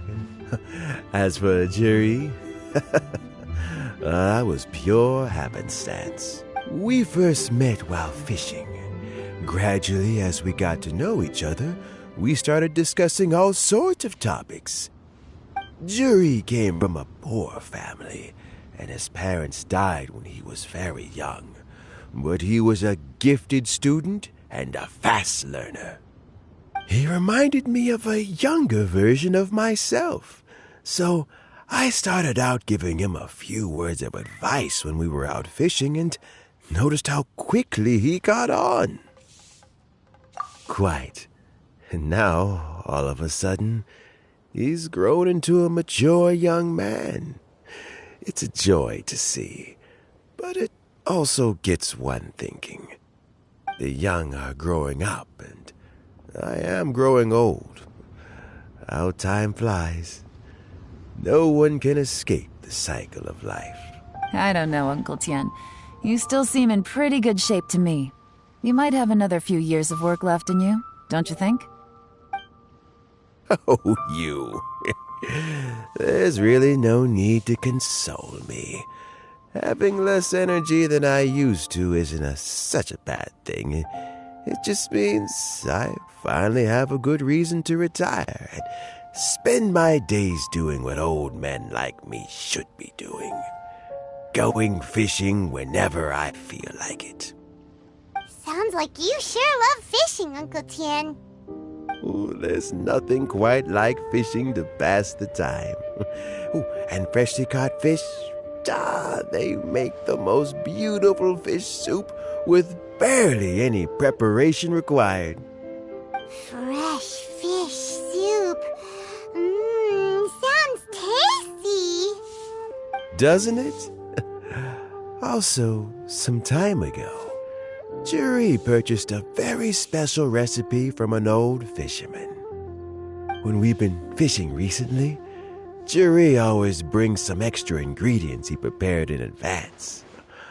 The addition of these makes the soup taste even more wonderful. That flavor makes for a fond memory. But at my age, who knows how many more chances I have left to taste it again. Ooh, can Paimon come next time too? Paimon really wants to try it. Let's get back to the matter at hand. Uncle Tien, we've reported back. Do you have a verdict? I appointed you as the assessment officer, and I trust your judgment.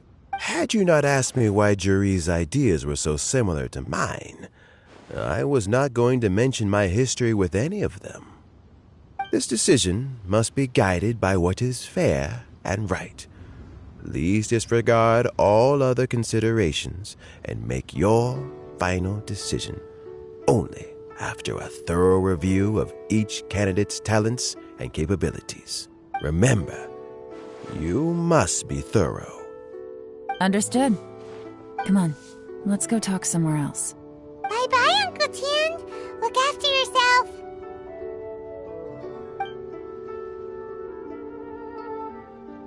So, it's gonna be Jiri, right? His manifesto was written well, and he's the best speaker. Easy. Let's not rush. There's no time limit for this assessment. Huh? So, are you gonna give them more tests or something? No, nothing like that. The assessment itself is complete. But let me give you a word of advice.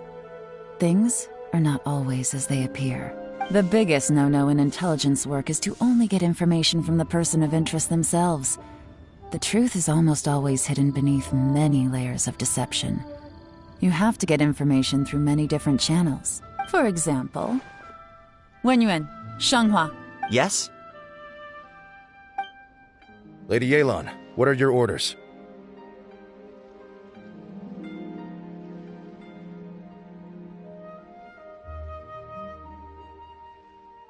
Who are they? Where did they come from? Did they scare you? These two are Wenyuan and Shanghua. They work for me. As my trusted assistants, they are always standing guard nearby. They also perform various assignments as required. Shanghua is a business expert who gets his information by trading. Wenyuan relies on word of mouth. And there's also Upei, who's not here right now. That meathead must have been out there on sea surveillance for some time now. Is he all right? I seem to remember that he can't swim. Nothing can take that guy down. Certainly not a little wind and waves. Shanghua, visit all the commerce guilds and look into Qianwei's background. Wenyuan, go to the Ministry of Civil Affairs and look through Mingbo's work files. Yes, ma'am. So what about Juri? Juri, well, obviously as the most promising candidate, we will be investigating him ourselves. Let's go to the docks first. Lots of people passing through there. You can find out all kinds of things.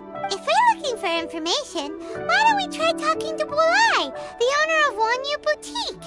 He does business at the North Wharf. Maybe he has some news for us. That's actually not a bad idea. Let's go and ask him.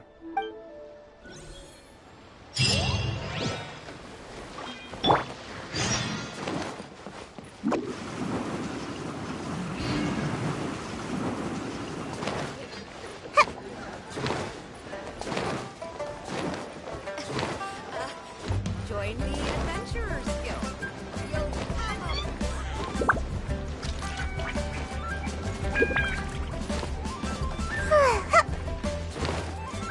Make my escape. Huh? What's Bulai doing here today?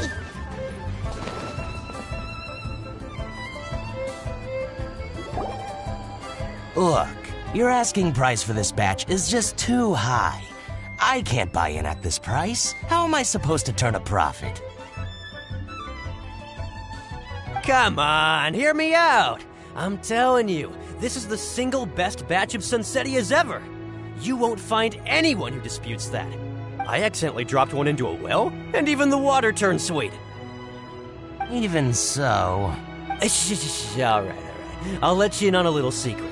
The boss of Second Life also wants to buy from me, but I haven't responded yet.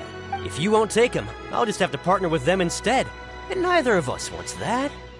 Okay, well, when you put it that way, I'll accept your asking price. I'll take all your stock. Don't sell a single one to Second Life.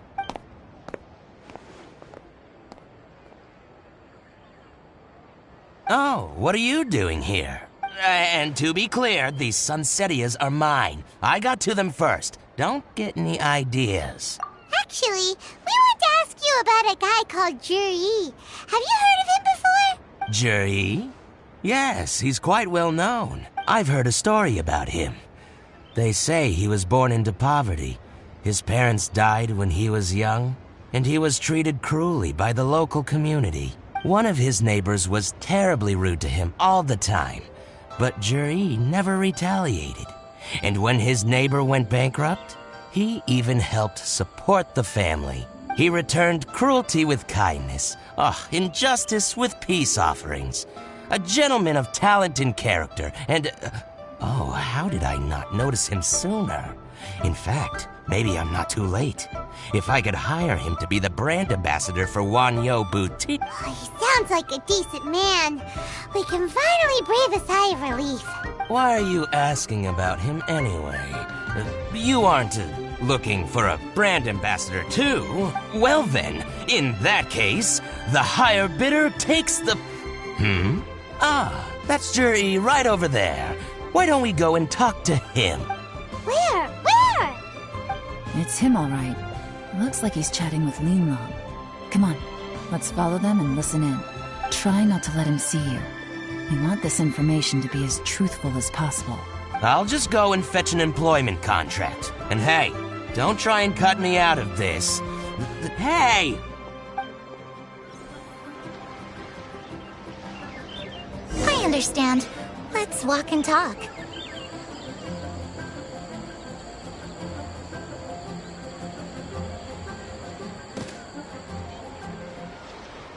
So, you were looking to buy a wineware set? Oh, now I can see that you're a connoisseur, so I won't bother trying to con you. I trust you understand our shop quite well?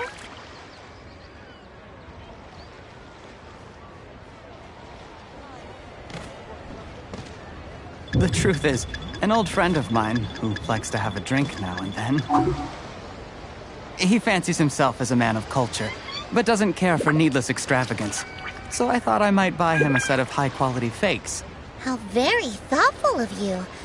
Leave it to me, then. Come and collect it at Shigu Antiques whenever is convenient.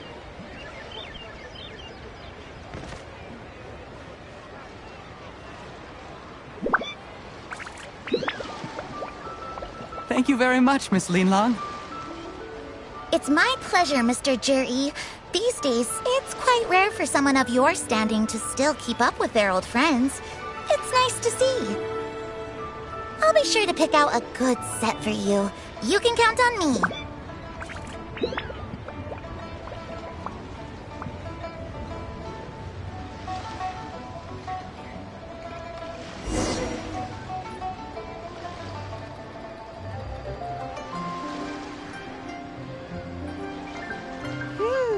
Juri seems to get along really well with everyone. Are you satisfied now, Yelan? Seems like everyone thinks Juri's a great guy. We shouldn't jump to conclusions just yet. Let's go check out the wharf where he usually goes fishing. Do we have to? Wait, you're not just trying to dig up some dirt on Juri because you want to be Tianshu yourself, are you? Maybe I am. Maybe I'm not. But hey, if I do become Tianshu, I'll look out for you guys. You'll be able to try all the finest food for free. How does that sound? We will? Well, come on! Off to the South Wharf we go!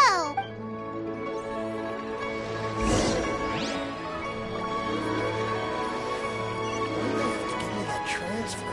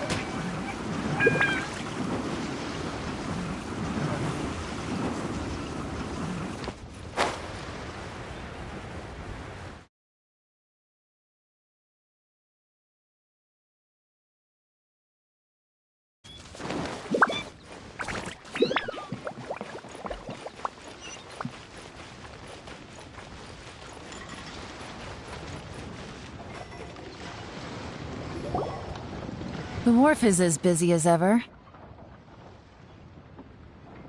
I hear the anglers here sometimes sell their fish to the nearby fishmongers. Let's see what Uncle Soon has to say.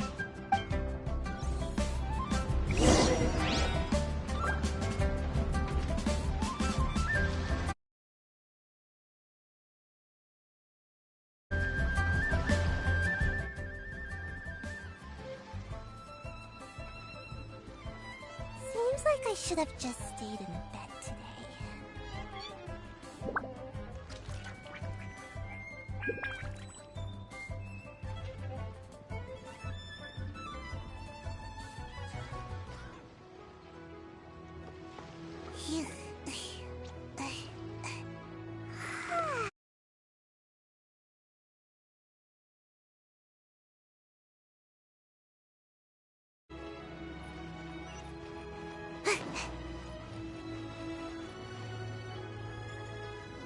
Welcome.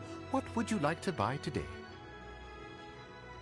Sorry to interrupt. We're actually members of the, Liyue Anglers Association, and we just wanted to ask a few questions about someone.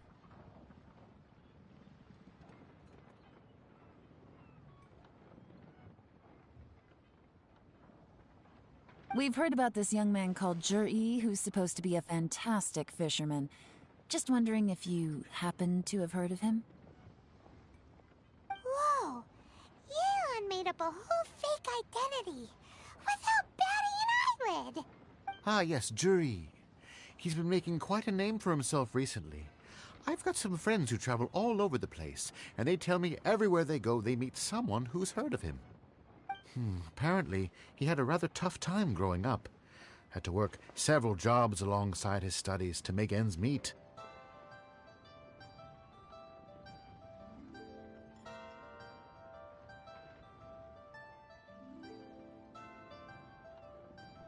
How does that saying go?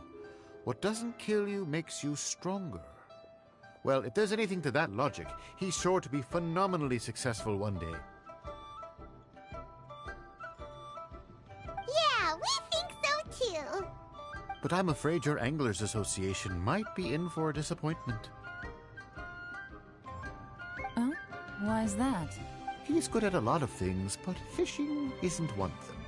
He fishes at the wharf and sells what he catches to me on occasion.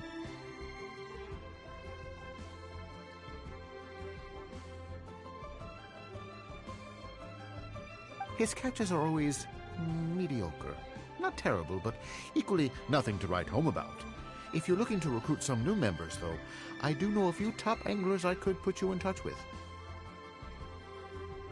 That sounds fantastic. I've got a couple of other things to attend to right now, though, so why don't I come back some other time and we can chat over a drink?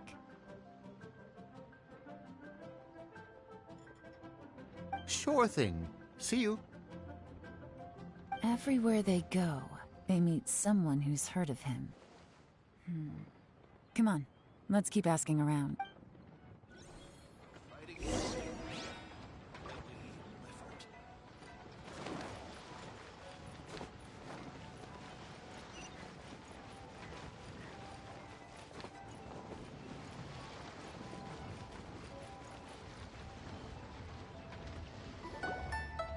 Here to buy some fish? It's 300 for one or 3 for 1,000.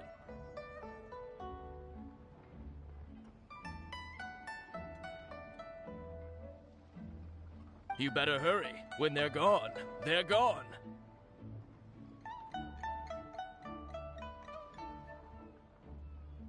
Hello, we're from the Society for Fish Price Research. We'd just like to ask a few questions.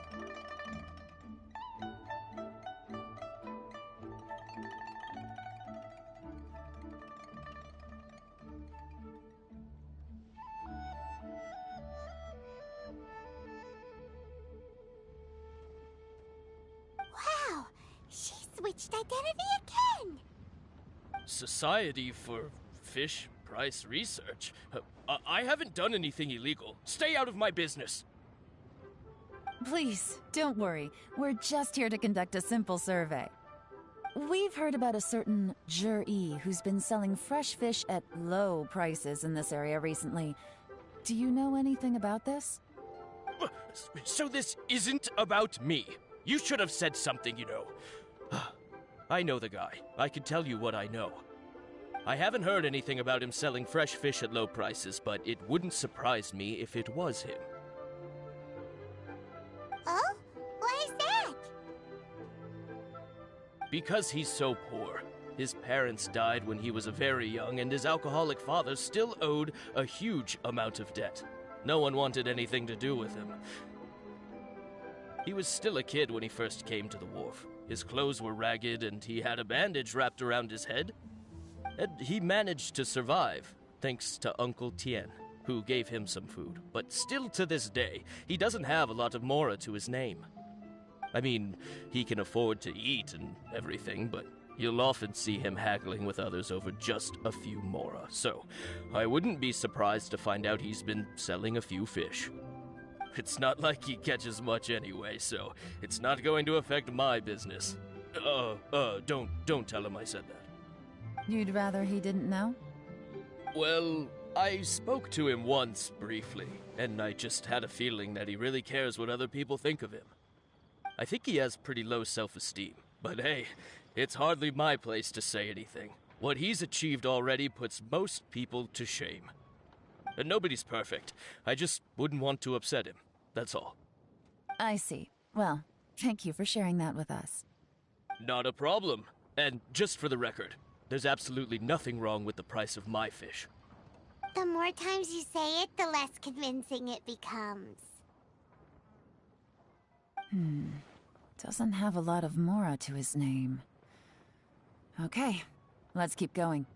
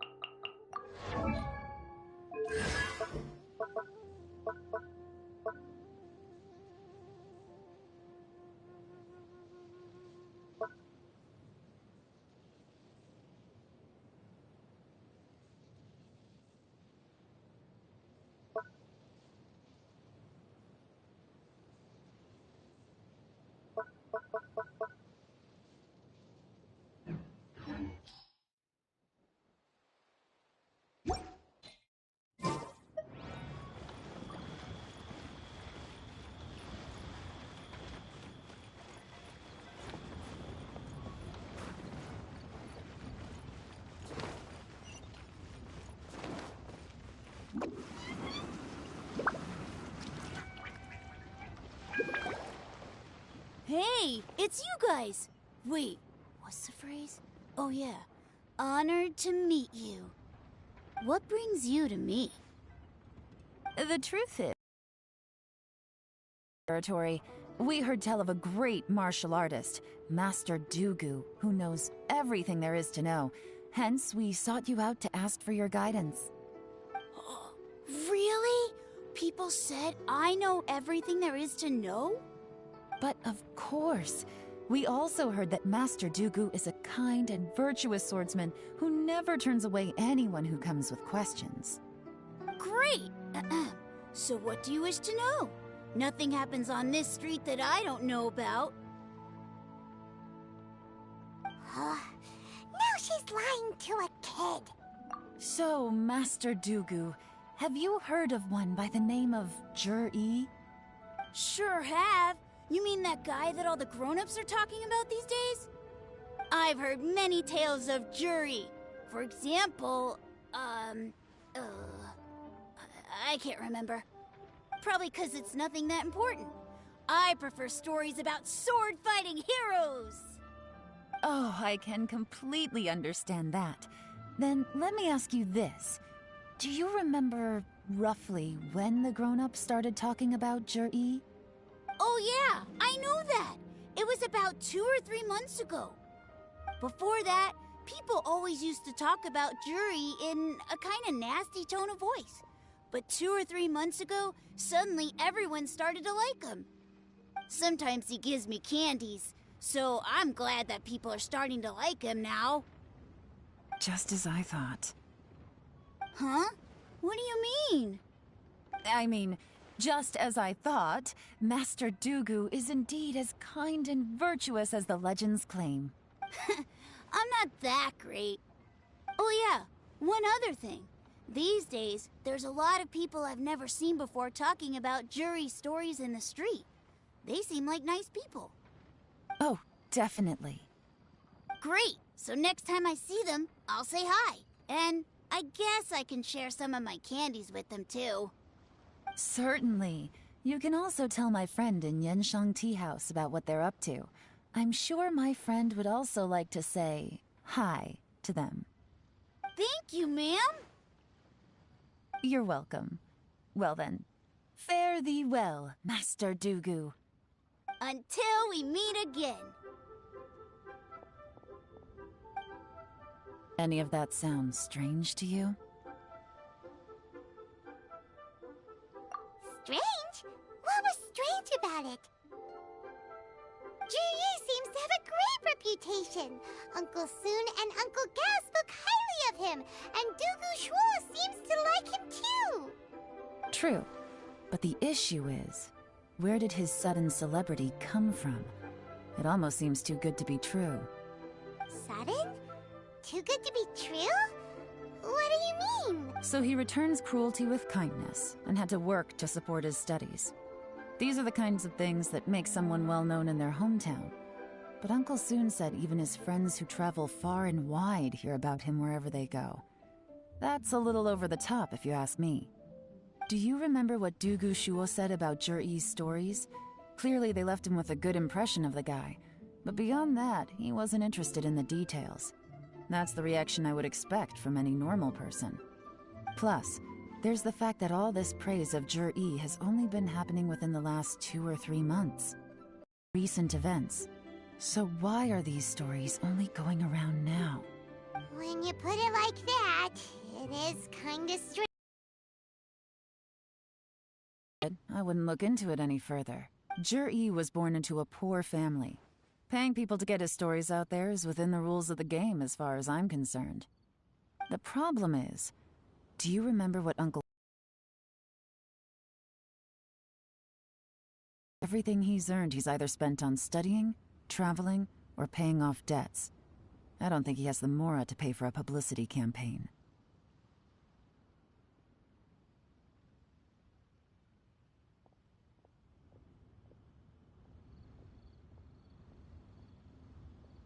Right. And that changes everything. It can mean a powerful faction is trying to gain influence over the Liu at Xixing. That's the worst-case scenario. But all too often, the most pessimistic speculation turns out to be closest to the truth. Someone's trying to gain influence over the Qixing? That sounds serious. What should we do? Even if we asked Juri about it, surely there's no way he'd admit it.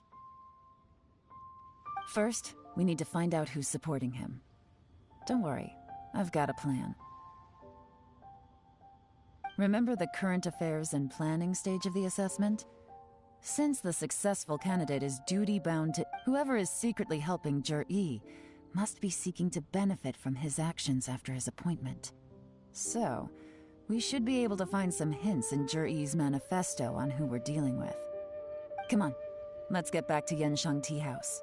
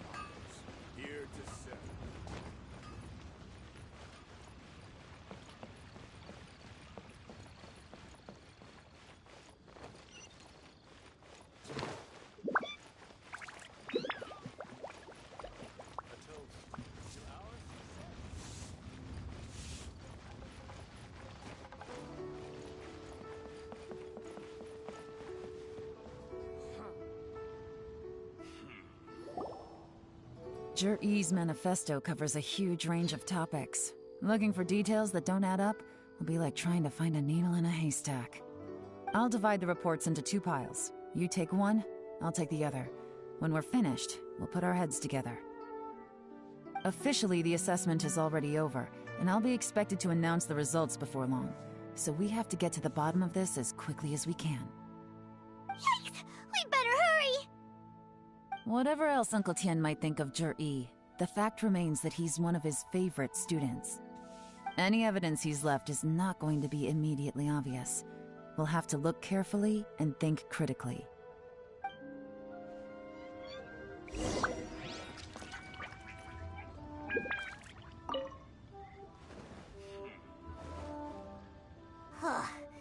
Even though Yelan took half, this is still a lot to get through. Well, we gotta start somewhere.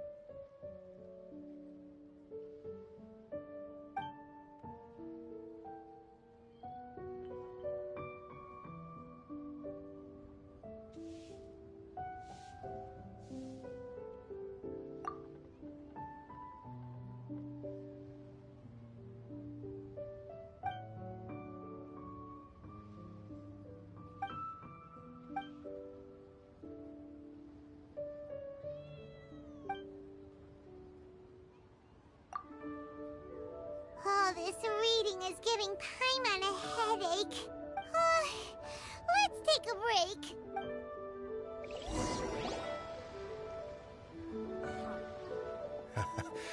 Looks like I'm the first one back, as usual. Oh, hey! It's one of Yelan's little helpers, Shanghua! If you're back, that means you finished investigating Tianwei, right? You betcha. I visited all the commerce guilds and gathered a wealth of information. Every time they asked me to leave, but I always had another trick up my sleeve. Don't drag this out. Just tell us your findings. Yes, Lady Yelan. To summarize my findings, most people... The young master of the Feiyun Commerce Guild said that Tianwei appears arrogant, but he's very scrupulous in the way he works. Once he signs a contract with somebody, he treats them fairly regardless of their background. Who'd have thought? Is it possible that his reputation is fake? Is there any way you can check the accounts of the businesses under his name? In theory, that should be very difficult. But here's the thing. I asked around and found out that almost all of Tianwei's accounts are open to the public. Where he buys from and sells to should be confidential business information, but he doesn't seem interested in protecting it at all. Tianwei often sees business opportunities that others don't, but once he's made enough mora off of it, it's like he gets sick of it and releases all of his trade secrets. It's like he wants people to know that they still can't beat him, even if he shares all of his secrets. The fact that someone like that can still make mora is pretty infuriating when you think about it. What a strange guy. It's like he's not doing business to make mora, but instead... To validate his theories. No wonder his manifesto contains so many insights. It's all the result of his first-hand experimentation. I'm back! Huh? How come you're here? Why do you think? Obviously, because I possess superior skills and am always one step ahead of the competition. Well, when you're the competition, at least. You... whatever. I'm not getting into an argument with you. If I hadn't had something else to take care of on the way, I would have been back long before you. Lady Yelan, I have finished investigating Mingbois. Well, we're all ears. The Ministry of Civil Affairs says that Mingbois struggles to get his words out when he gets nervous, especially when he's chatting with strangers. But after a few days of getting to know him, you can pretty much have a normal conversation with him. On the whole, the feedback from the Ministry of Civil Affairs was very positive. He always considers the things that everyone else overlooks. In your opinion, was the Ministry of Civil Affairs' appraisal of Mingbo at all exaggerated? I don't believe so. Mingbo is someone who has slowly but surely earned the reputation he has today. According to Miss Yu, the Ministry often gets Mingbo to take a final look at projects before they're implemented. People feel much more confident in something if it has his stamp of approval. Oh, and also, there was once someone in the Ministry who was lying and cheating to try to advance their career. Mingbo gave them the scolding of a lifetime. Apparently, he can be terrifying when he loses his temper. I haven't seen it for myself, though. Whoa, that's hard to imagine. Like I said before, things are not always as they appear. Ah, so that's what you meant by that. Paimon's starting to get it now. Thank you both. You're free to go now.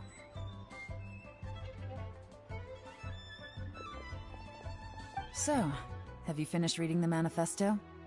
We still have a bit left.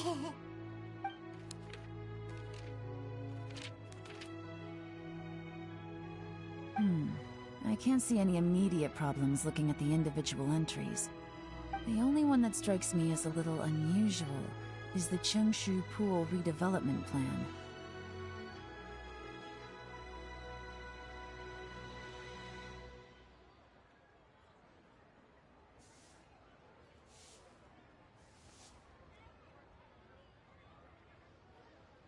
Chengshu Pool has always been home to many secrets.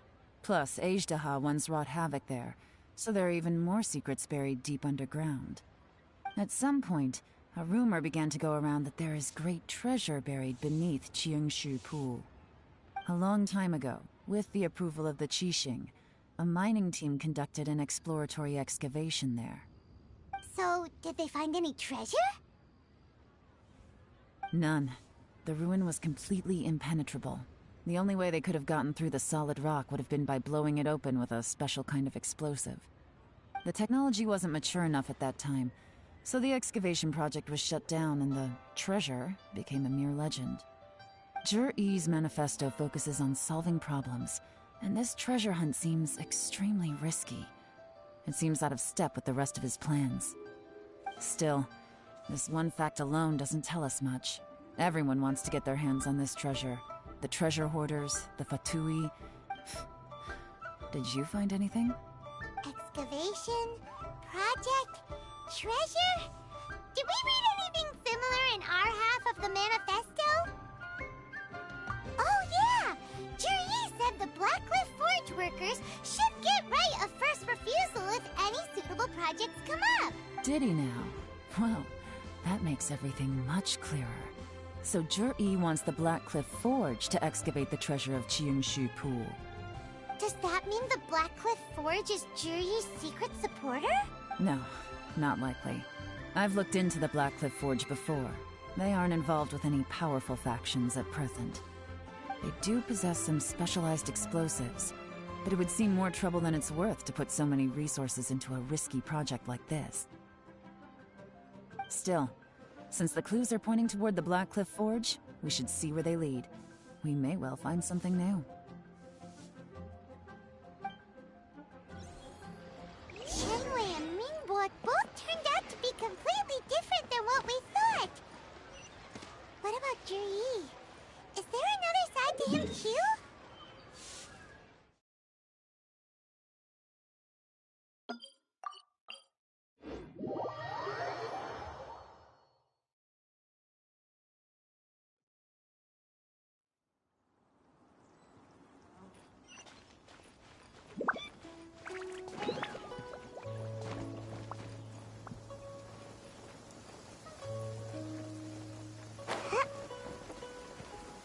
Let's find shelter, quick! Watering works on plants, but not... This is the Blackcliff Forge. Let's look around for clues.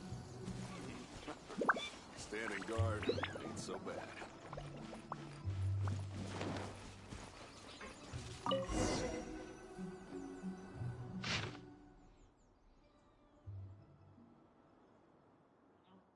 What's this? A diary? From the back, it looks like a ledger, but it seems they also use it as a site log. We don't know who wrote it, but it's interesting, don't you think? You think they're suspicious? Yes. Look, it says right there, one of them's already been promoted to team leader. At this rate, by the time the Qingshu Pool redevelopment plan is ready to roll, they'll be the technical backbone of the team. That'll give them the chance to take a lot of liberties. They can copy any secret texts or steal any treasure they find underground. Imagine if we didn't suspect anything. By the time Jur-E recommends the Blackcliff Forge for the excavation project, at most we would maybe do a fresh background check on the place. No red flags if all they did was change some key staff. And even if we decided to vet the staff individually, they'd have had more than enough time by then to come up with fake identities. That's the advantage of planning this far in advance. It was a clever move. When you put it like that, it all makes sense. If we hadn't found this out, someone else would have stolen the treasure. So, who's really behind all this? That's a question for the newcomers. But let's start with that worker over there for now.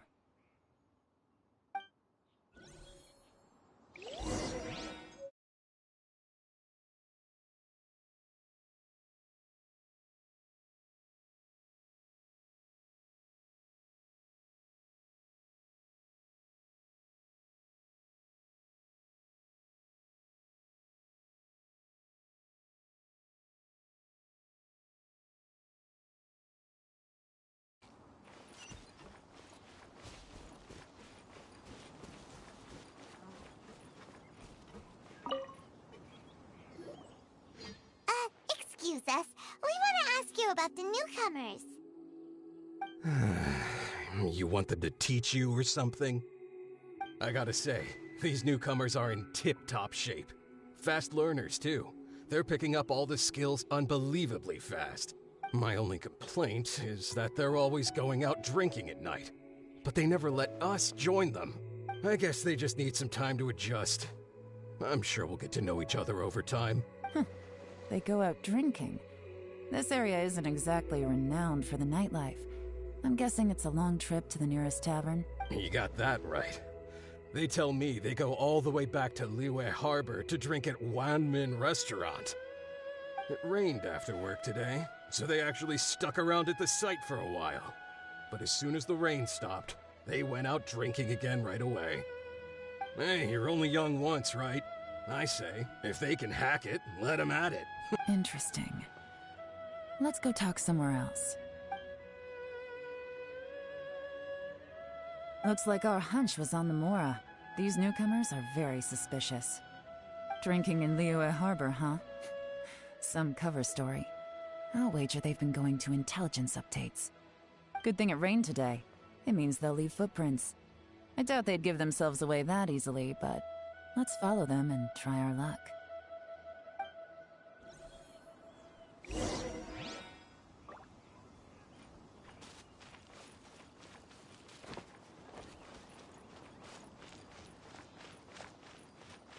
They went that way! Hurry, we gotta catch up! Make race.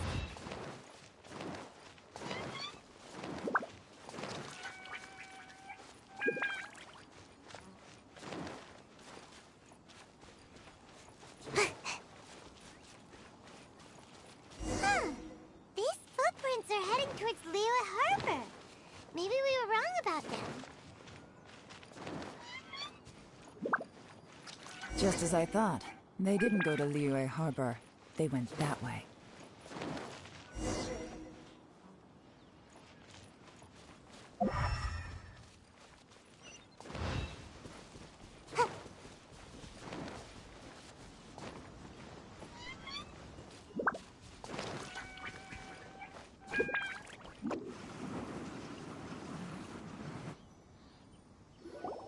The footprints stop here. But, judging from the direction, I'm guessing their destination was that abandoned house.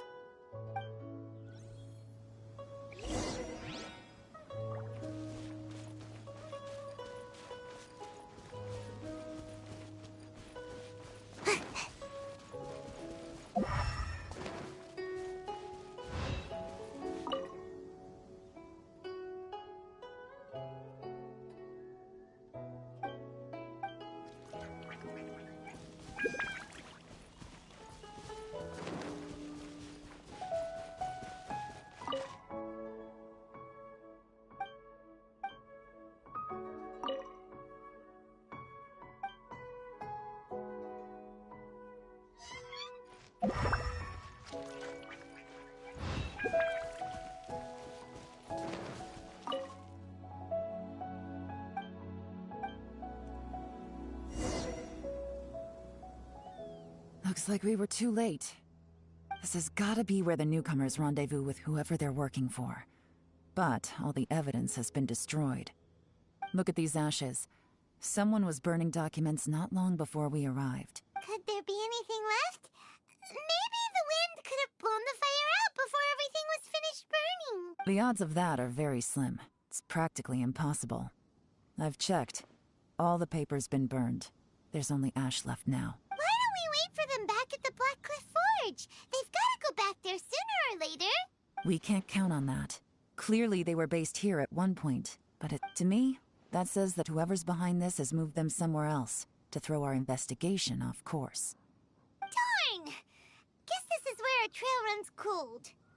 Make no mistake, the purpose of our trip wasn't to find any solid evidence. We just need to figure out who's behind Jur-E. I smelled something peculiar the moment I came in. Those newcomers probably thought they'd be safe as long as they burned the letters. But what they failed to consider is that paper and ink from different regions produced... Really? Paimon can't smell anything. Do you smell anything?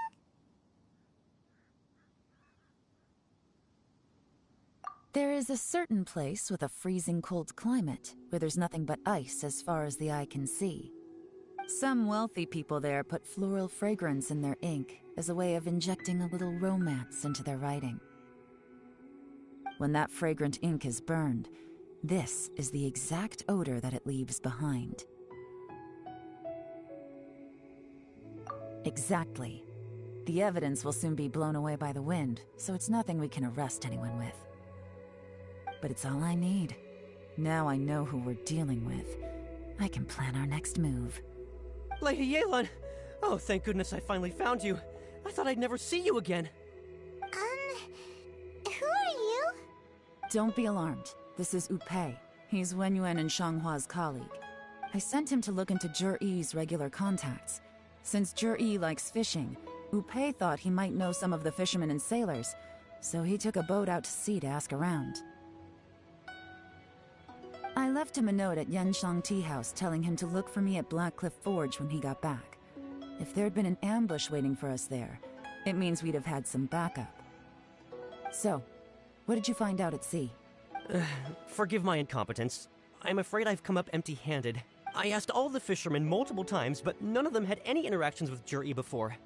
Then the waves got so choppy I ended up falling overboard. Fortunately, someone managed to drag me out. When I got back, I heard that you'd gone to Black Cliff Forge and might need backup, so I went straight there as fast as I could. Didn't even stop to change my clothes. Well, Uncle Tien said that Jur-E once bought a recipe from one of the fishermen. Did you hear anything about that at all? What? That's news to me. No, that's not possible. It's absolutely not possible. Lady Yelan, I'm telling you, I spoke to every single fisherman out there, and none of them mentioned anything about a recipe. Interesting. Then I wonder how that even more wonderful fish soup came about. Fish soup? What fish soup? Nothing. Our priority right now is to find a way to get our hands on some solid evidence. Well, any suggestions? Not a bad idea. Upei, what do you think? Honestly, I've already tried following Jur-E, but the guy's too cautious. Never meets with anyone suspicious. Okay, so tailing's out. No, we'll still need to tail him. But first... Groundwork? When you've worked in intelligence for a long time, you'll understand that tomorrow morning I'll announce... Be sure to arrive on time.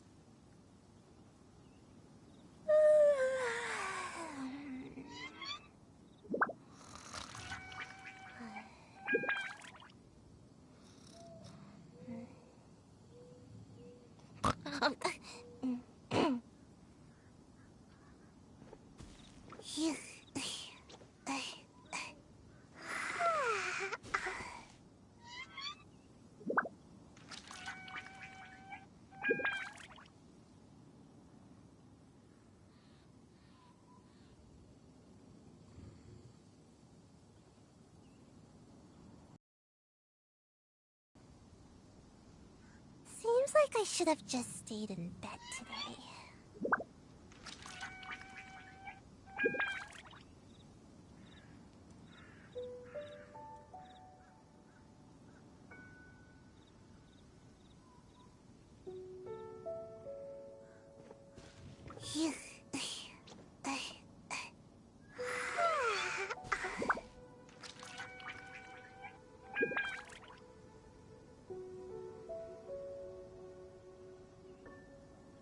Surely I should be due a growth spurt by now.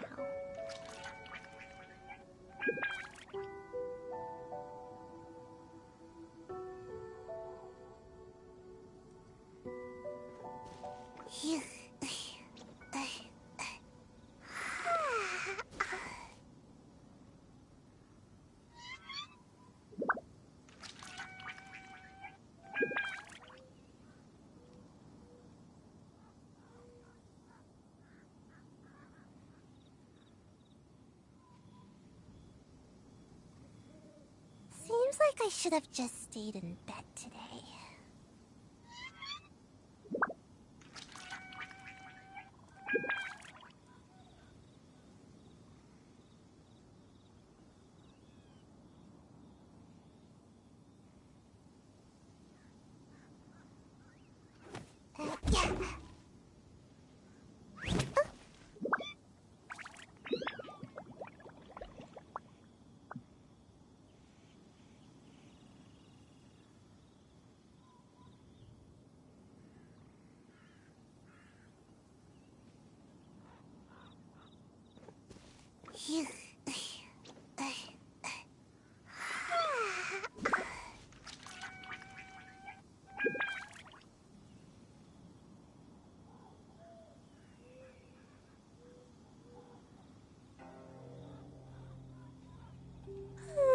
Surely I should be due a growth spurt by now.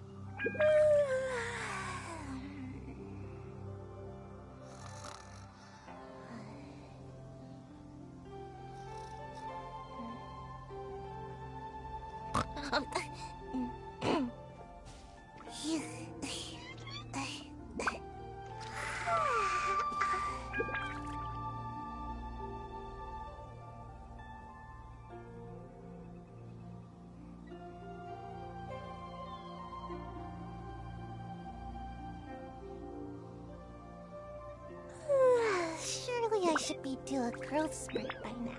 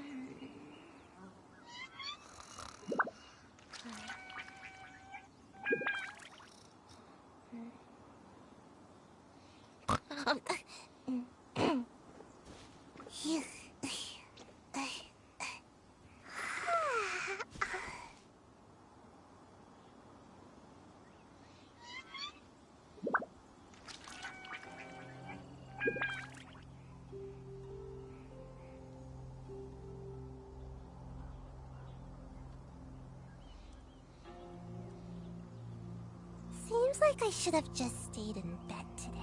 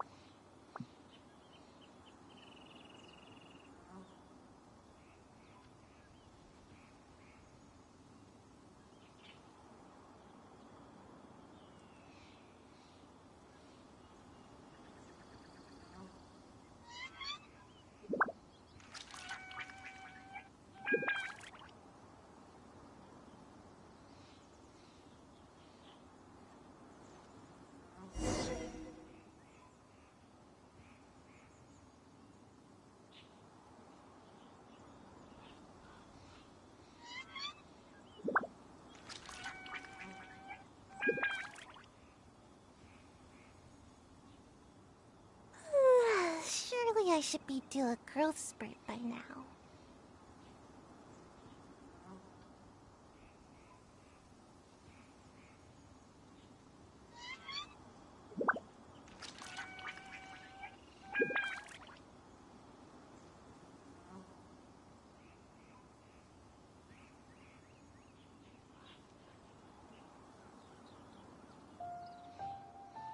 Seems like I should have just stayed in bed today.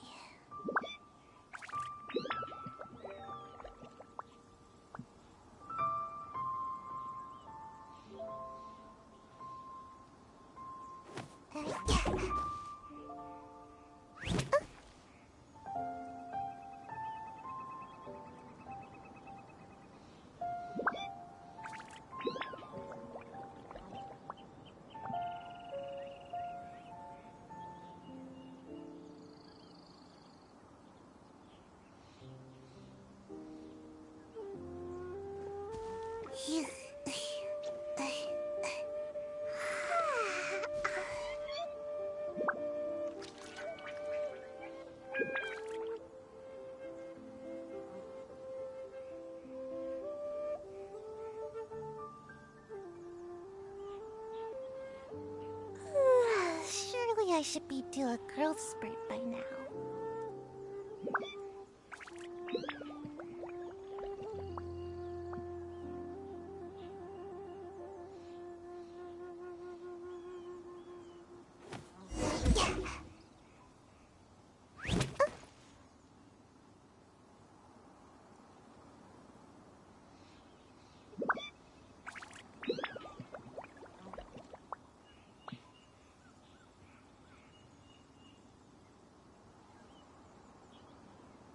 Seems like I should have just stayed in bed today.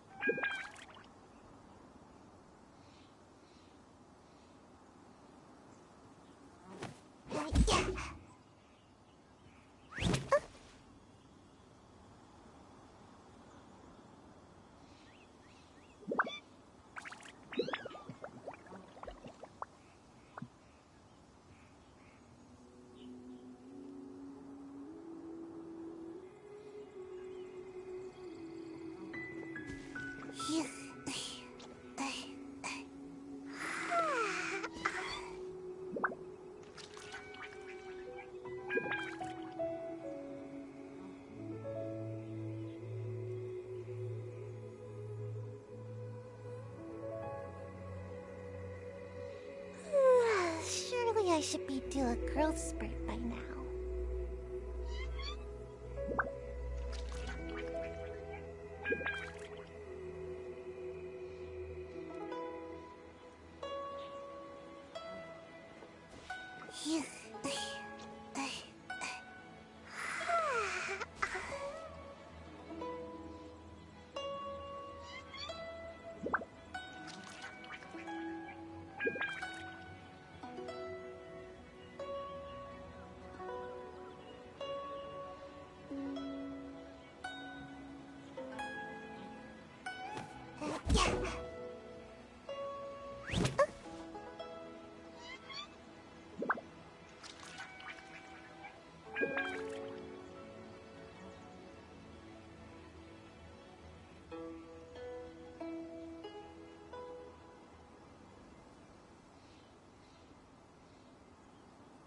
Seems like I should have just stayed in bed today.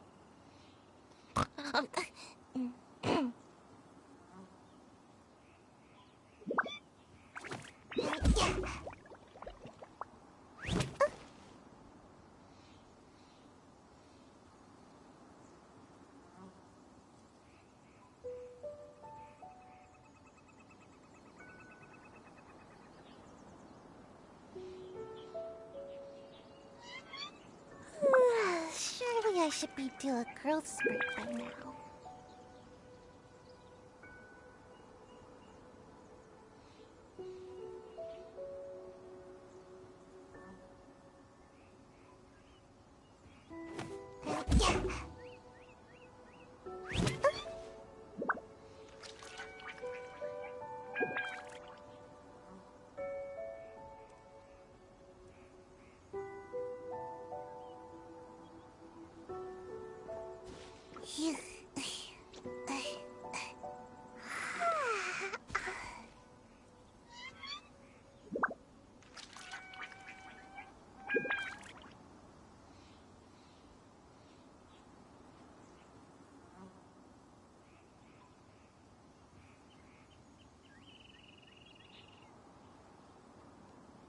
Seems like I should have just stayed in bed today.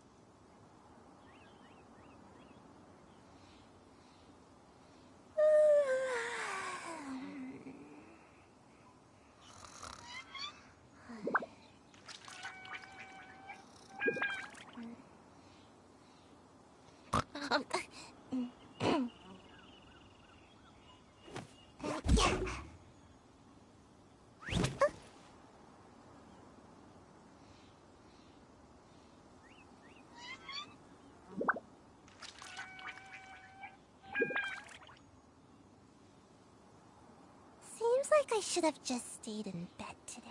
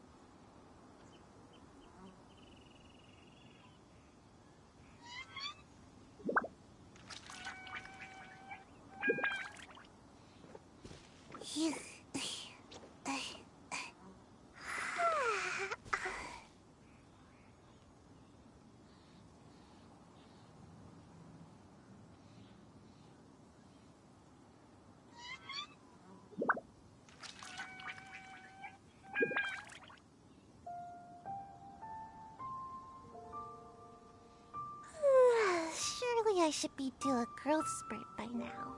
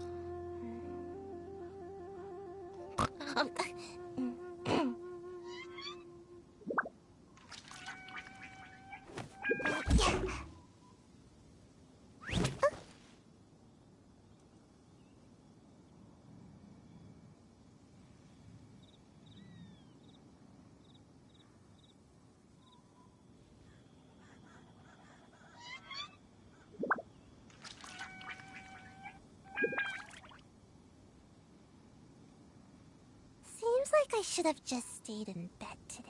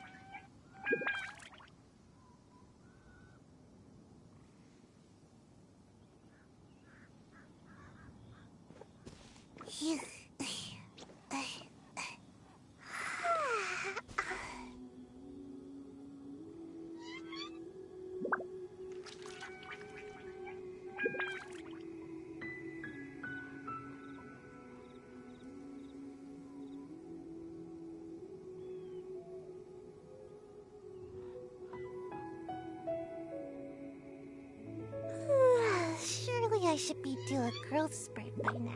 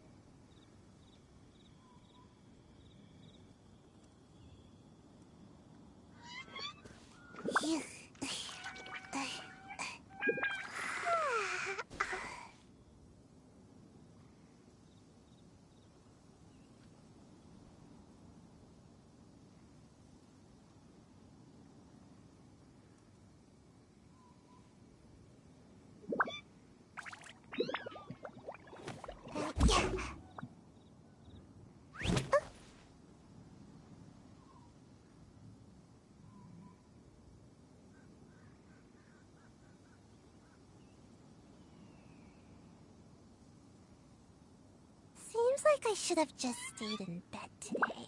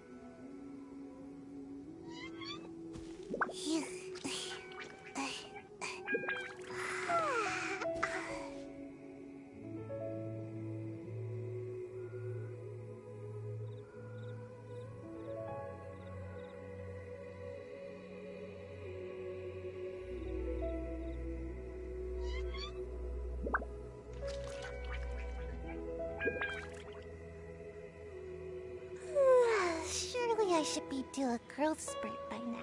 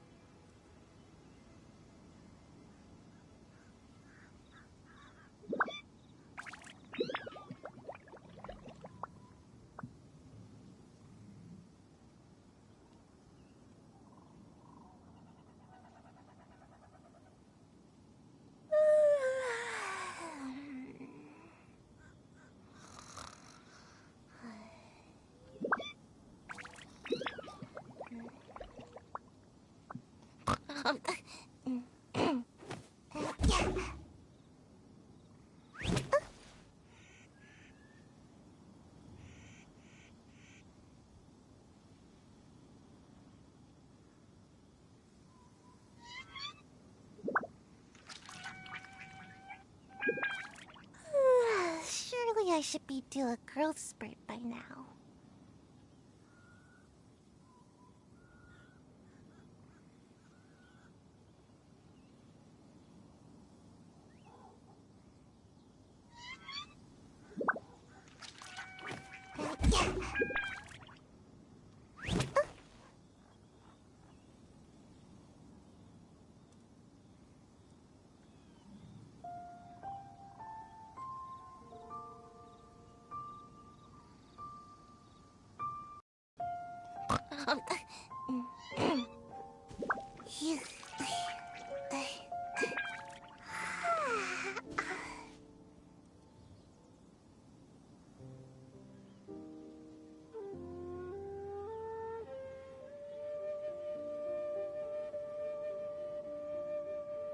Seems like I should have just stayed in bed today.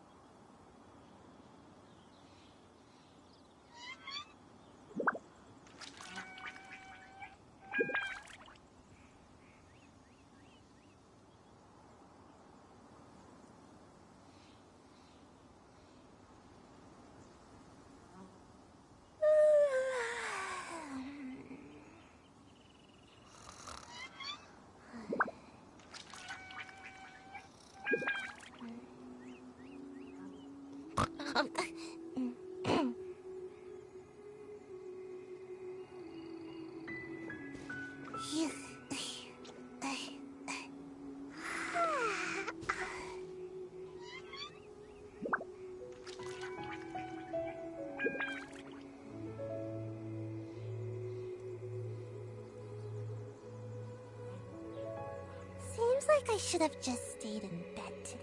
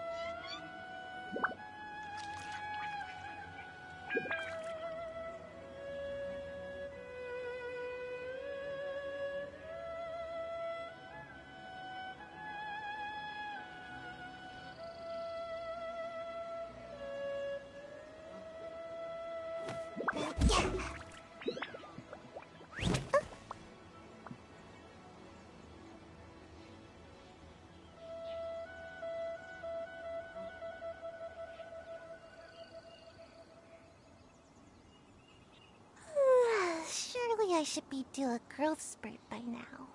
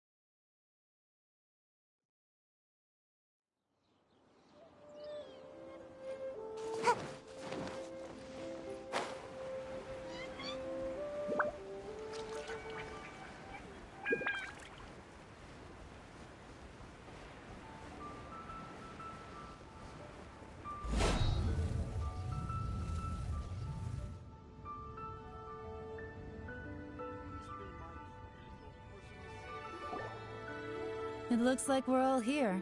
Well then, time for me to announce the results of the assessment process. I won't drone on about the importance of the Tianshu role. Suffice to say that Uncle Tien entrusted me with the monumentally important task of assessing the candidates. And now, it falls to me to give him a satisfactory answer. All of us here know the score. Don't beat around the bush, just get on with it.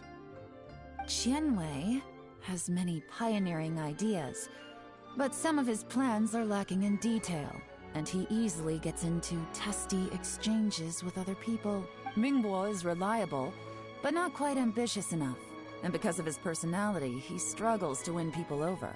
In contrast, Zhi is evenly balanced across the board, and enjoys an excellent reputation in Liyue. After much consideration, I have decided to recommend Zhi to the Liyue Qixing. What? Oh, congratulations. Thank you. Honestly, I'm a little surprised to hear my name being announced. In my estimation, all three of us are worthy candidates for the Tianshu position. As your competitor, I've become keenly aware of your great talents. Would either of you entertain the possibility of working with me in the future and taking on some of my workload? I'll have to see. I'm in a bad mood. This is the last thing I want to be thinking about right now.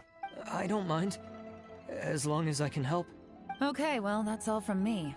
Jur-E, you'll have some preparation to do. It won't be long before you're informed of your official appointment. I hope you will work hard and make Uncle Tien proud. I will live up to the Tianshu name. On this, you have my word. I should go. I need to pack my things, and then I think a celebratory meal is in order. Would anyone like to join me? Count me out. I'm not in the mood for a celebration. Jur-E seems pretty relaxed now. This would be a good time to follow him. Hey, Traveler, tell me something. What exactly does that guy have that I don't? If you can't answer that, I'm not accepting this result. I, also wouldn't mind knowing. Oh no, if we get stuck here, we won't be able to leave! Follow him. Yes, ma'am.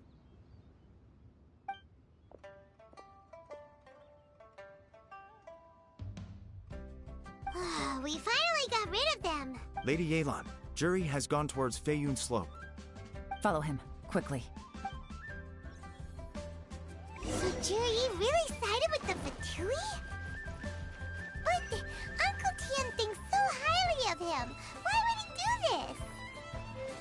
Difficult to say, but everything should become a lot clearer when we find him.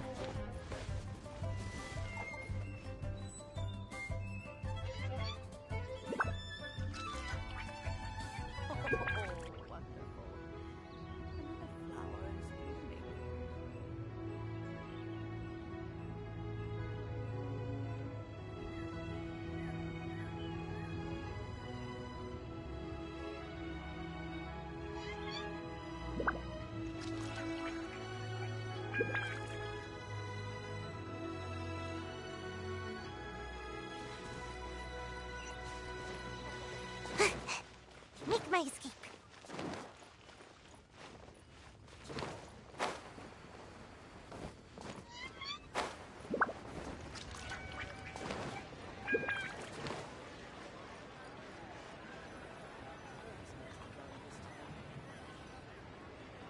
I'm sorry, Lady Yelan.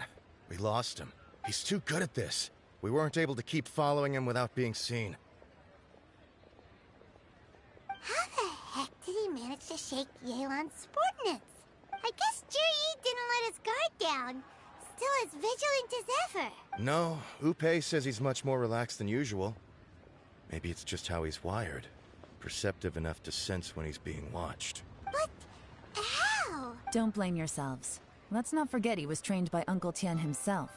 Evading detection is not an unusual skill for him to have. If I'd asked you to tail Uncle Tien, you'd have ended up at a dead end too. It's fine. So, where did you lose him? Shinue Kiosk. He only went in briefly. Upe and I were watching outside the whole time. A few moments later, a man dressed in a completely different outfit came out. Upe had a feeling that it was him, but we couldn't get close enough to check without blowing our cover. I figured that if we spooked him, it would undo what we've accomplished today so far. Another option would have been to arrest him there and then, but without any evidence, that would have been meaningless. So I stopped Upe, and I stayed here to wait for you while that meathead went to ask around in Shinue Kiosk. Good work. The fish didn't take the bait, but that's okay. As long as he's still swimming around, we'll find a way to catch him eventually. The key is figuring out what he's trying to achieve. Let's go to Shinue Kiosk.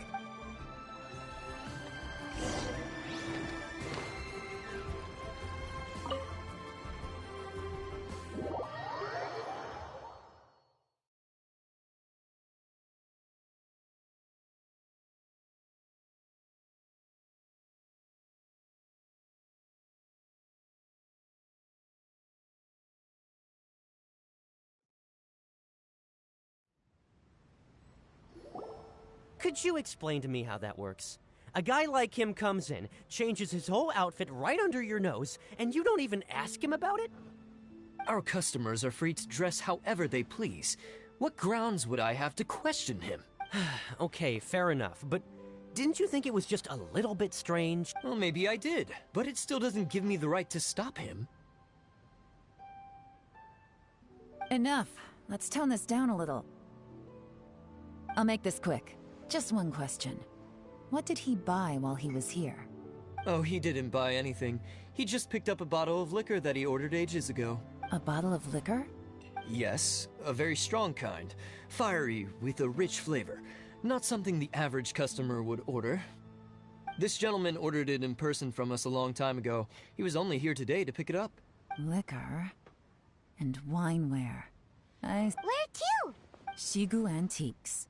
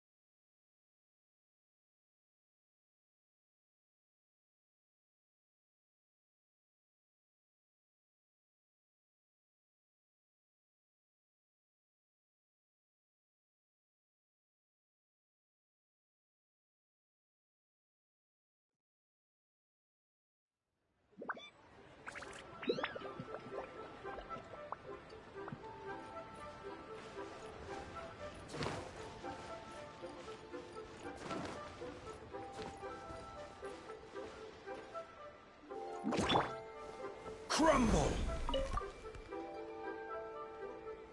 The key here is consumer psychology. Hey, Miss Linlong. Sorry to bother you. Jur-E ordered a wanware set from you not long ago, right?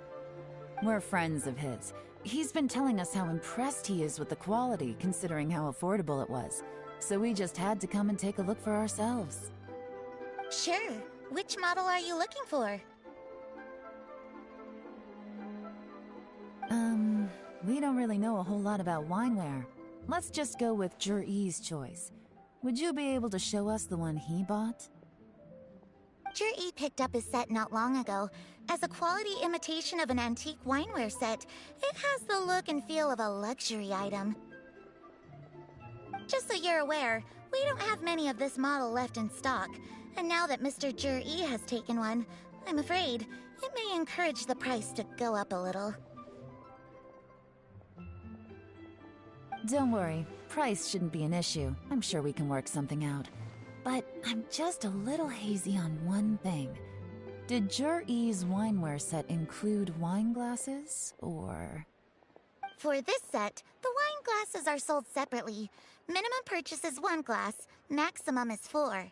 Mr. Jur-E bought 2. Okay. Thanks, Linlong. Seems there's a little more to buying wineware than I first thought. We'll have to mull it over. Well, don't take too long. We could sell out any day now. All right, see you next time.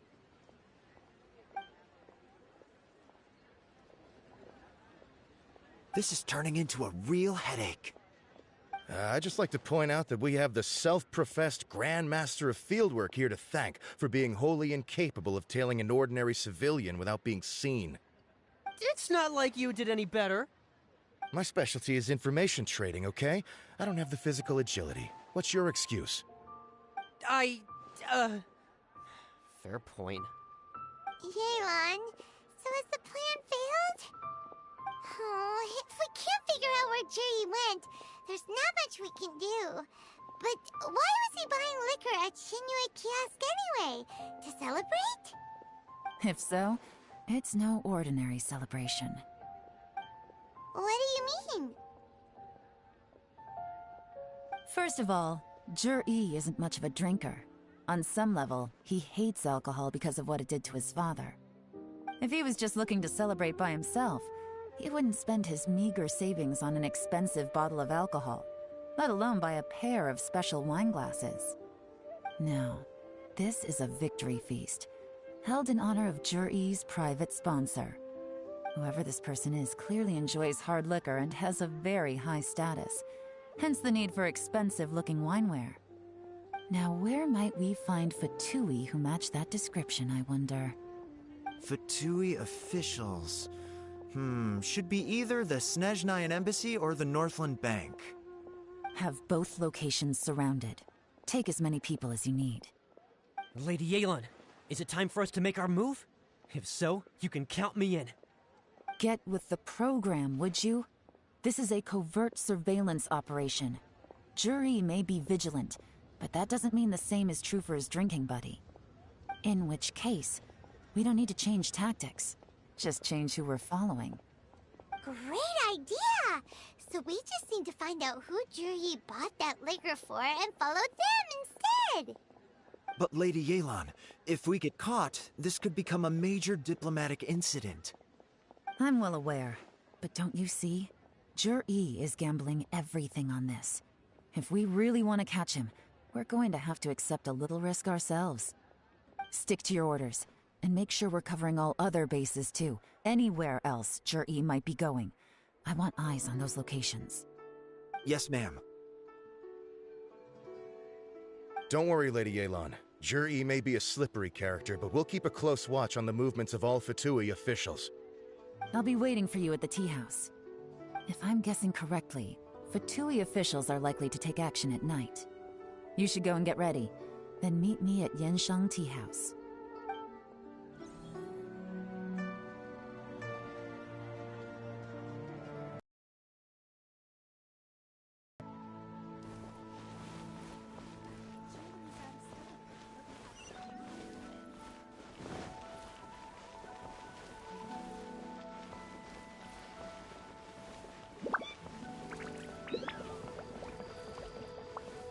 Rise!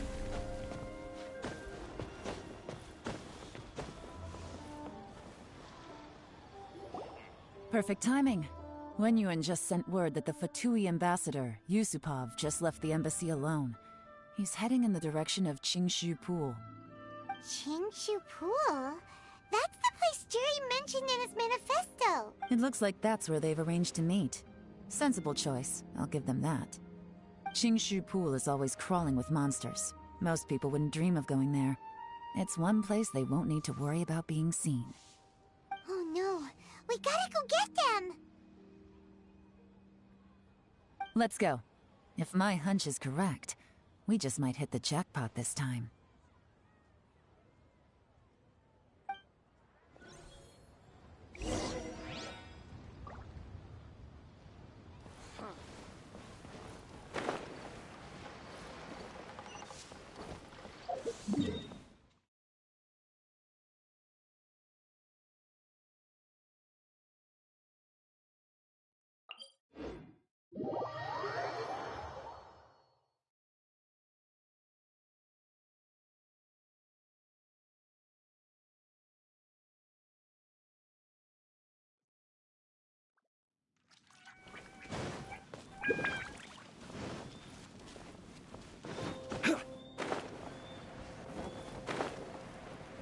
This is Qingshu Pool, full of ruins, crawling with monsters. Anyone with any sense steers well clear of this place. I've looked into the place before. There's a worker's entrance somewhere around here. Follow me.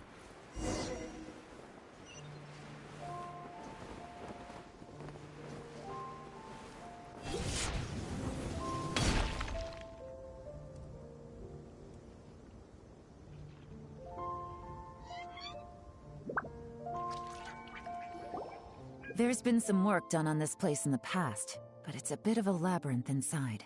I can't guarantee we'll be safe once we're underground. The workers left an emergency access route. If we can find it, this will... Still, be ready to fight at any moment. Don't worry, we're all perfect. By the way, Yelan, where are your 3 little helpers at? They have other things to take care of first. We couldn't...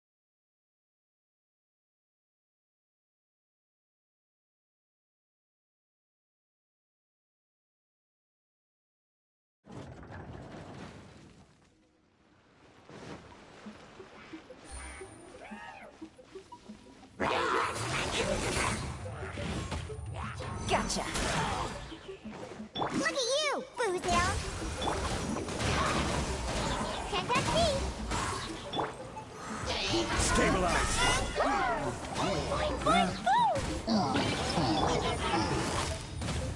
Busted!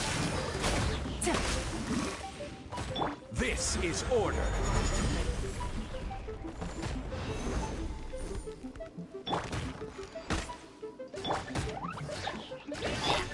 As I expected. But this shouldn't be too much trouble.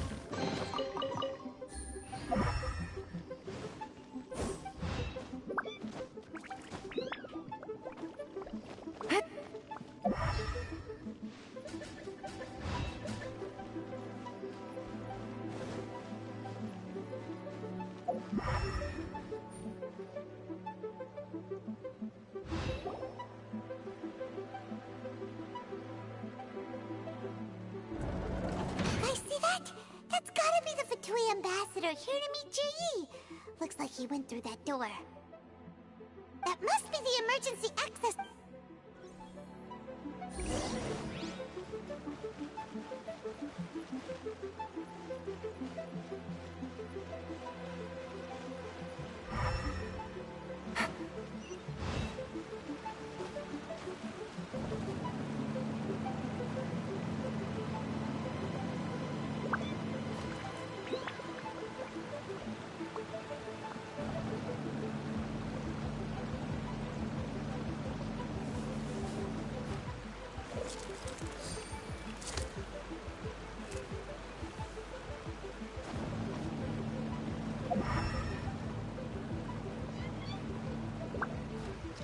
Take it easy.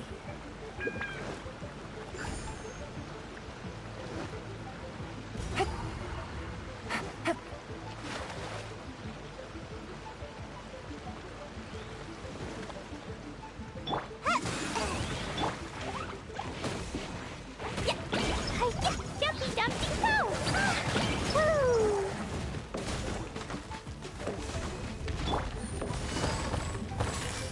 Quietly now. Take it easy.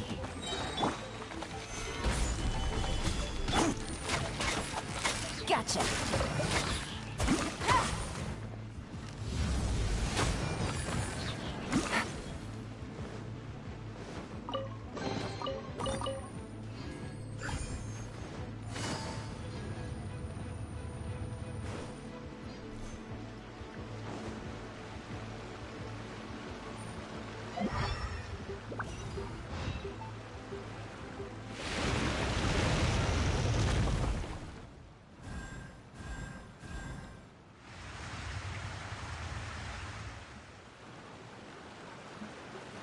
The water's gone down.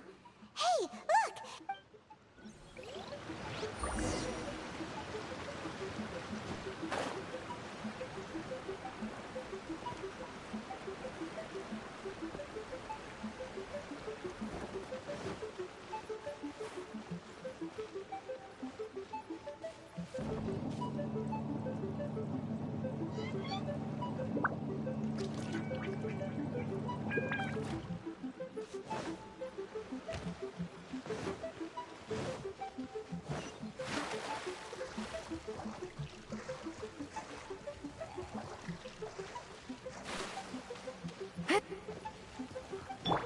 Diana Special!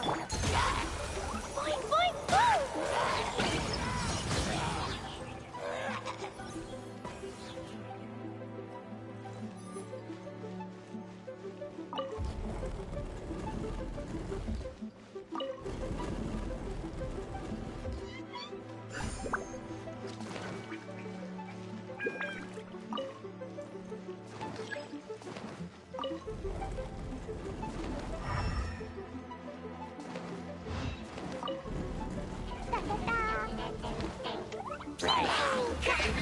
Jumpy Dumpty Go!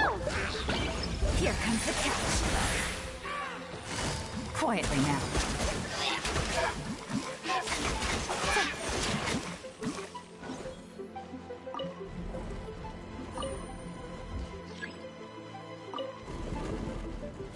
Take it easy.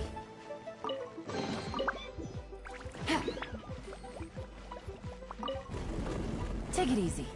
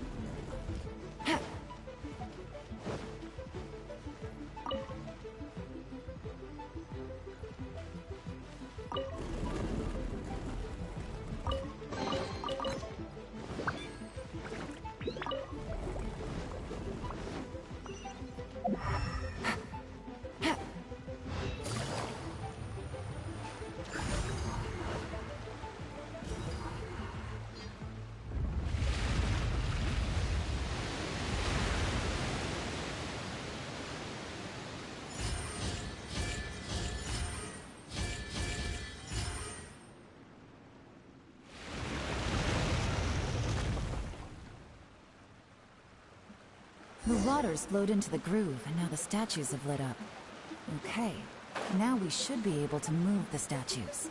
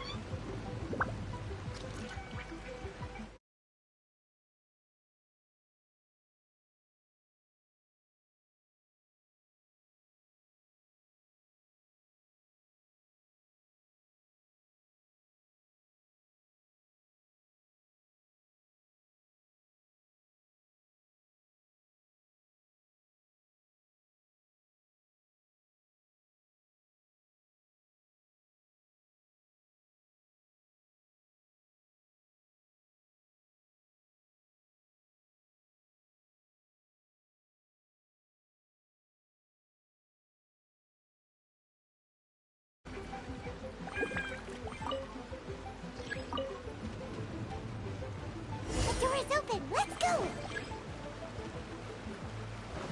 We should be nearly at the bottom now. Let's wrap this up.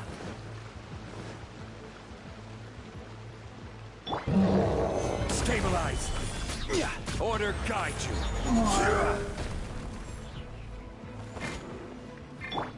Think you can bully me? Look at you, Springtail! Hurry! Boing, boing, boom!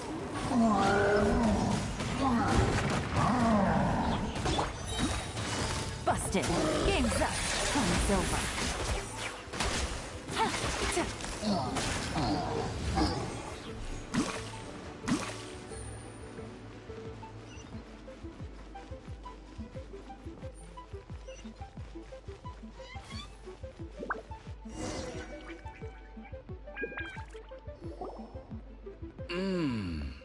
I can tell from the aroma that this is very fine liquor indeed. I'm impressed. Come on, bottoms up. After you.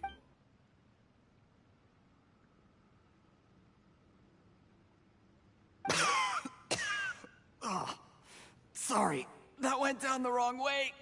I've never drunk anything this strong before. It'll take... You'll get there. If you want to stay friends with us, you have to drink with us. I'll do my best. You're more of a lightweight than I thought. Already struggling after one glass? I thought you were made of sterner stuff.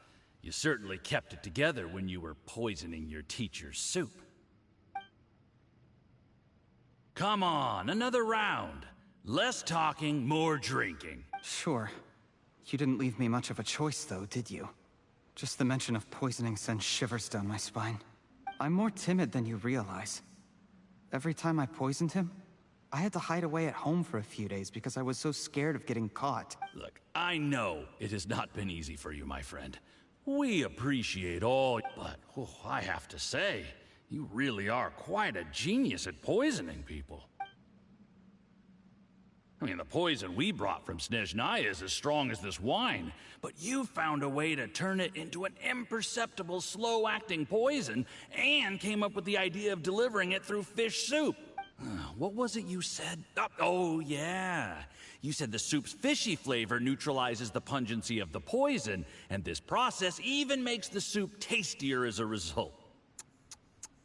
How did you think of that? It struck me one day when I was fishing. I'm lucky it did. Otherwise, I'm not sure I would have been able to fool Uncle Tien. You have performed excellently. The Fatui will continue to provide the support you need to consolidate your position as Tien Shu. Of course, this is as long as you continue to do as we instruct. Aside from Qing Shu Pool, we also have some other requests for you. Don't worry. Whatever tasks you have for me, I will perform them diligently. Did you hear that? It was poison! That's why Uncle Tien hasn't been feeling well recently. It's all Jurye's doing. What a nasty guy. Seize him! Hold on. Did you bring a camera? If not, you can use mine. This is quite a scene. We have to capture it for posterity.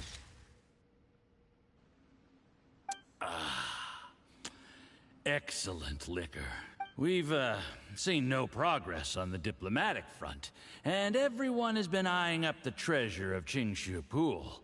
It's been a real headache for me. But soon, everything will be taken care of, and I can report back on a successful mission.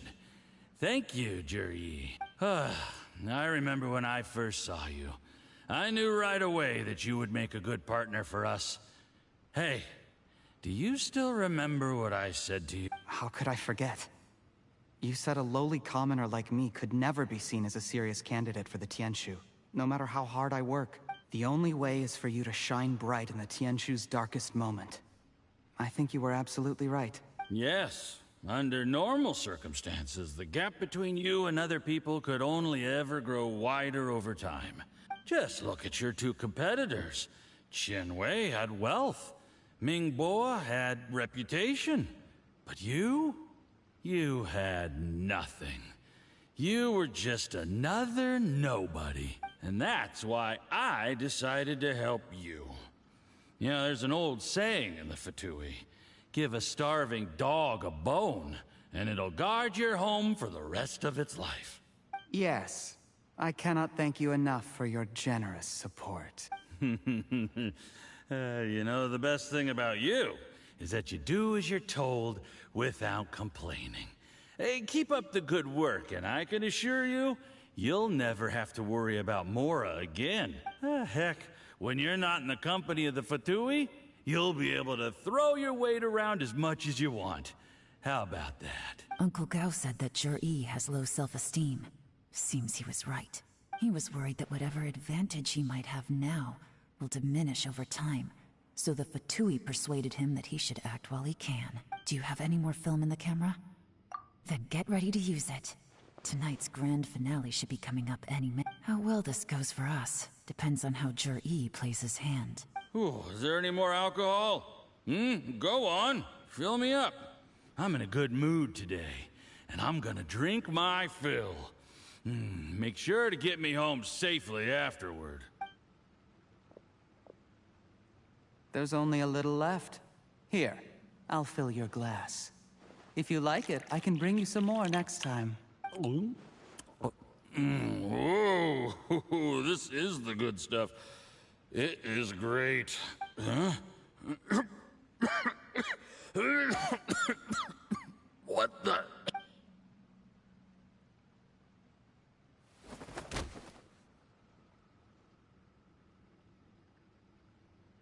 Juryi, you poisoned my wine?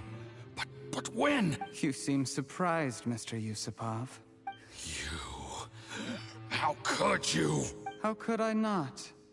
I've sacrificed years of my life studying and reflecting to prepare myself for this position. And in the end, I even had to poison my own teacher. You really think I'd put myself through all that just to become your little puppet? I don't want to bow down to anyone ever again. And that includes you. You imbecile. It's the Fatui who got you to where you are. Do you understand? If I disappear with no explanation, the embassy will come after you. They'll get to the bottom of this. Mark my words. Do you see the haystack in the corner? Underneath it is a pile of explosives. And next door in the dark room are the 3 undercover agents you sent to infiltrate the Black Cliff Forge. I'm gonna stay here till I see you slip into unconsciousness. Then I'm gonna set this on fire. Once the flames burn through the hay, they'll ignite the explosives, the ruins will collapse, and everything will be buried. What do you hope to? I took the liberty of leaving some evidence of your contact with the undercover agents at the Black Cliff Forge. It won't take long for people to join the dots. 2 missing person cases will become one as the truth gradually reveals itself. The Fatui planted undercover agents in the Black Cliff Forge to steal their signature ruin-grade explosives. Their plan was to blow through the solid floor tiles in the dead of night and seize the treasure of Qingshu Pool. But things didn't quite go to plan. Mistakes were made that led to the accidental deaths of the entire crew. Faced with the overwhelming evidence, the embassy won't investigate this any further. In fact, they'll be only too happy to blame it all on a rogue operation. It explains why you acted alone, while exonerating the rest of the embassy of any liability. Of course, no choice but to cancel the Qingshu Pool redevelopment plan immediately. I guess then, I'll be Tianshu in my own right, with a clean record and well out of the Fatui's reach. Jerry, do you really think you're gonna get away with this? The Fatui has a record of everything. That includes the poison, all interactions between us, even my trip here tonight. After I die, they'll come looking, and they'll get to the bottom of this. A record? Oh, you must mean the one in the hands of your second-in-command, Theophan? What? How do you know about— Because when you contacted me, I also made contact with your associates. I have Theophan to thank for providing me with the poison I used on you today. He'll help me tie up all the loose ends. After all, your untimely demise comes with a few perks for him. He has been eyeing your position for a long time now. That's— Jerry, you— Shh. Relax. Anyone else in the know is either my accomplice or about to be taken out of the picture. Sweet dreams, Mr. Yusupov.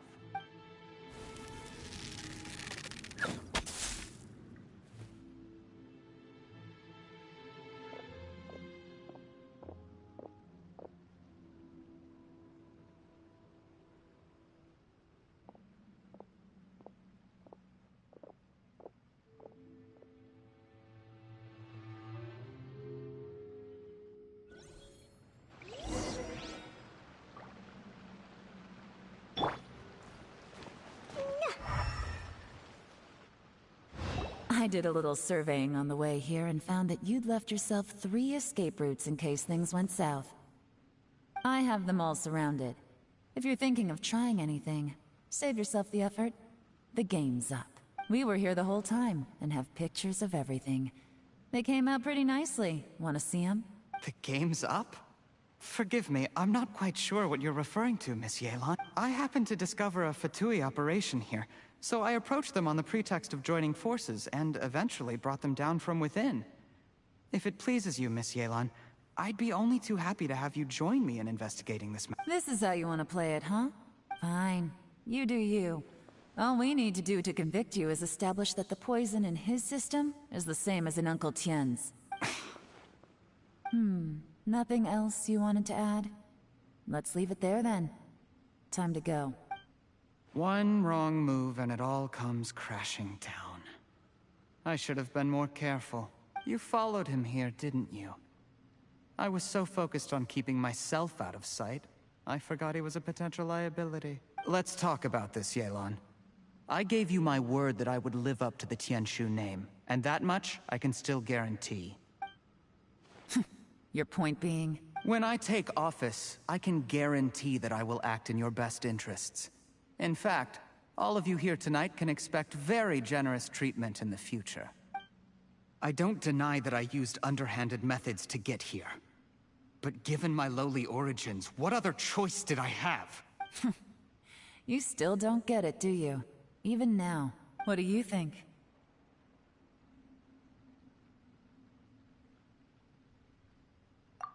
Exactly. Jur-E, clever people can always come up with a good excuse. But while you might be able to get other people to believe you, you'll never be able to deceive yourself. There's nothing wrong with wanting to win other people's respect, but when has Uncle Tien ever looked down on you? He was like a teacher and a father to you, but you chose to repay that by poisoning him. Whatever positive goal you may have started out with, you threw it away in that moment. That's enough. Of course. What makes this even crueler is that you managed to convince yourself there was no other way. Uncle Tien was always going to give you this opportunity. Even if you'd done nothing at all. Out of everyone in the world, he is the one who trusts you the most. So much that he drank your fish soup without doubting you, not for 1 second. That's enough! That's enough. Life is like fishing. It cannot be rushed. Whatever you do, impatience will accomplish nothing. I was just like you once, desperate to prove myself. Only later did I realize things do not always turn out the way you plan. But you have to keep calm to carry on.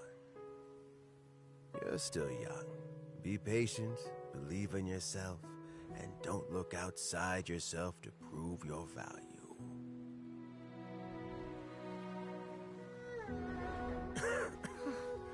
Where's Jur-E these days? It's been a long time since he last paid me a visit. Maybe he's just busy. Well, next time, if he doesn't bring a pot of piping hot fish soup, don't let him in. Whatever you were thinking about, you'll have plenty of time to mull it over in prison. Oh, I almost forgot. If the Fatui find out what happened today, prison might not turn out to be the safest place for you. Trying to have friends on both sides, it has a way of turning everyone against you. But right now, I have an opportunity for you.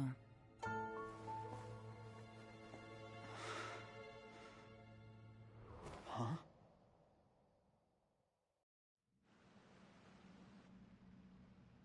Sorry, things are about to get extremely busy for me. Let's meet at Yenshang Tea House tomorrow morning. I'll have someone remove the explosives. Then, there's someone I have to go and see. Need our help with that? No, it could be dangerous. You should leave this one to the professionals. Don't worry, as long as they're willing to cooperate, this'll be a straightforward deal. Get some rest. See you tomorrow.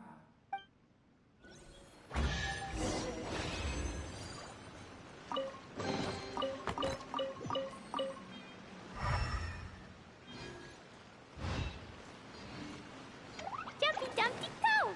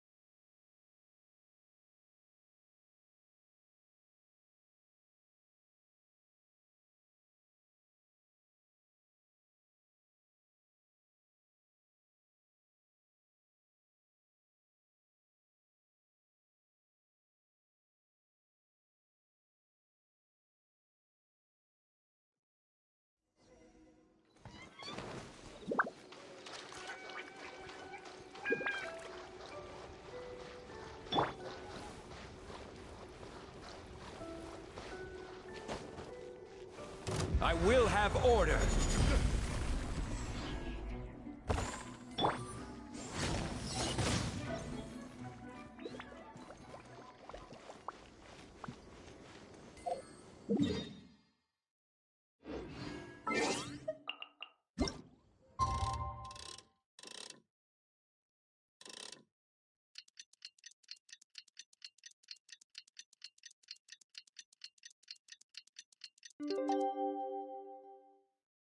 Bombs, so heavy.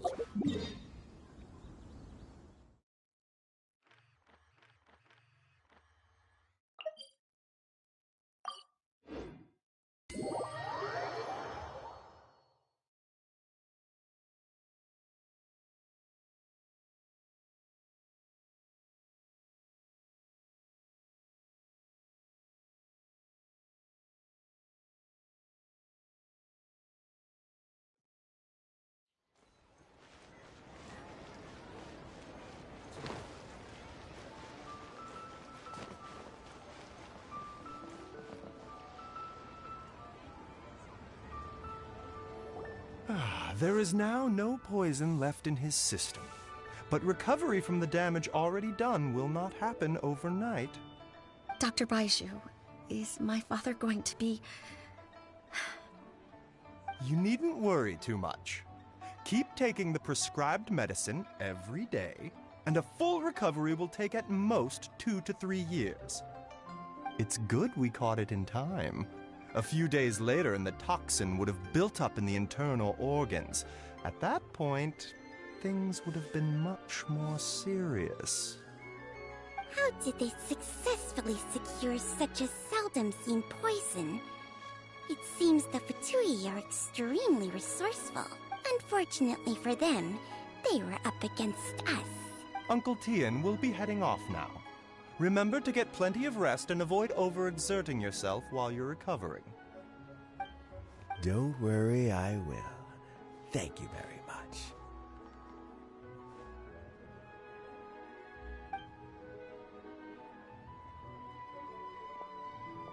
Ah, you're here too? Thank you for all you've done to resolve this situation. I'll have to make some tea in a moment. You simply have to try.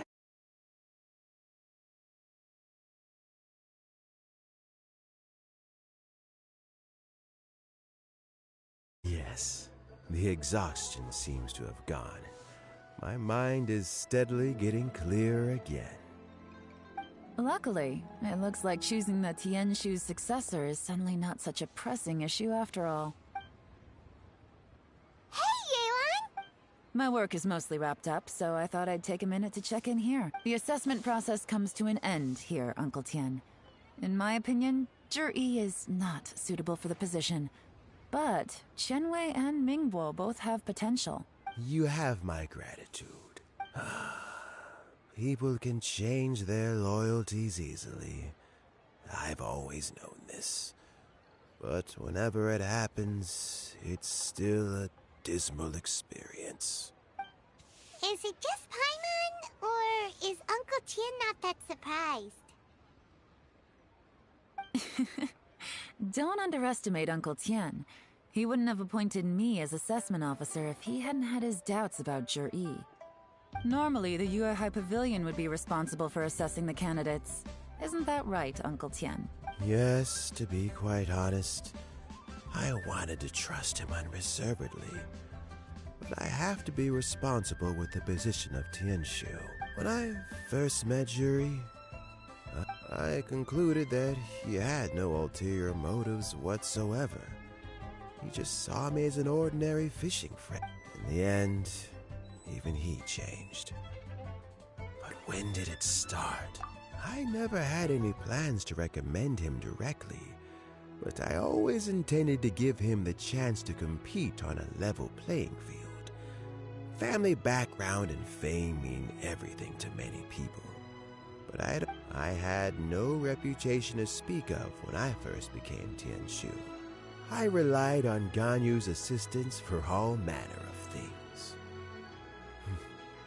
What I really admired about Zhi was his intelligence and resilience. I have to admit, he's a smart guy, and very cautious. The intel suggests that the Fatui saw him as very low risk, but Zhi was still extremely careful with the poisoning. He chose that specific liquor from Xingyue Kiosk because the fiery flavor would mask the bitterness of the poison, and he chose to wait until the Fatui official was drunk and had his guard down before delivering it to him. He also installed a secret compartment in the wine pot he bought to hold the poison. As the amount of liquor went down, he'd shake the pot to release the poison from the compartment into the liquor. Afterwards, we also found he had an antidote on him. Had the Fatui official grown suspicious, Jur-E would have drunk the poisoned wine himself, and then found an opportunity to take the antidote shortly afterwards. But that's still really dangerous. Yes. Had he drunk the poisonous wine, he still would have faced serious health consequences despite taking the antidote. He didn't hesitate to put himself in harm's way to achieve his goal. How is Jerry now? Well, I mean, he's sitting in a jail cell. Like Yanfei says, everyone who breaks the law has to pay the price. Still, he's cooperating. He didn't turn down my offer to strike a deal. I'll make sure there are plenty of guards around to keep him safe from anything the Fatui might be planning. A deal? Does this have to do with what you said to him when you arrested him? Yes, Jur-E's not the one I'm interested in. If he was as far as this went, I'd have handed the case off to my subordinates as soon as I realized. But once the Fatui became involved, things got a whole lot more interesting.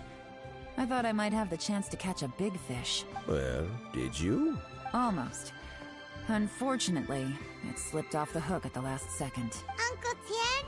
Yelan? What are you talking about? Paimon doesn't understand. Jur-E colluded with the Fatui to try and secure the position of Tianshu. Or, to put it the other way around, the Fatui made an attempt to interfere in the Tianshu selection process. With Yusupov in our hands, and a statement from Jur-E, we could afford to continue with a diplomatic offensive. Also, we'd be able to gain control of Theophan, Yusupov's second-in-command. Then we'd have a pawn in the ranks of the Fatui. Pawns like this can be major assets. They open up all sorts of new options. Why else did you think I was investing so much time and effort into this case? So, okay, well, did your plan succeed? We got halfway. The first part went off without a hitch, and we passed all the information on to Lady Ningguang. But when we tried to make contact with Theophan, he was gone, along with all the evidence. The Fatui must be spying on us. Otherwise, they'd never been able to respond so quickly. I found out from other sources that the Harbinger Regrator got involved. The Fatui's main forces aren't concentrated here. Regrator was only treating this as a peripheral concern. It's a pity that Theophan got away, but knowing which Harbingers are still looking at Liyue is something. It gives me a starting point for my next mission. I have to ask, Yelan, do you have any desire to take over the position of Tianshu yourself? I remember you showed some interest a few days ago at Yenshang Tea House. In my estimation, you are more than competent. Oh, that. I was obviously joking. I prefer my current life. There's danger and there's excitement. Although it'd still be a behind-the-scenes role. As Tianshu, I wouldn't have the chance to get involved in anything truly clandestine or face any real danger. Alright, I'm done here. Time for me to go. I'm heading off again in a few days and I still have to prepare. Where are you off to this time? As you might have guessed, it's for me to know and you to find out. But I'm sure if you keep going as you are, getting yourselves involved in other people's business all the time, you're sure to get caught up in another misadventure before too long. Maybe I'll see you the next time danger beckons. Until then, keep your wits about you. A lot of people are watching you for a lot of reasons. If you have any more questions, just ask Uncle Tian.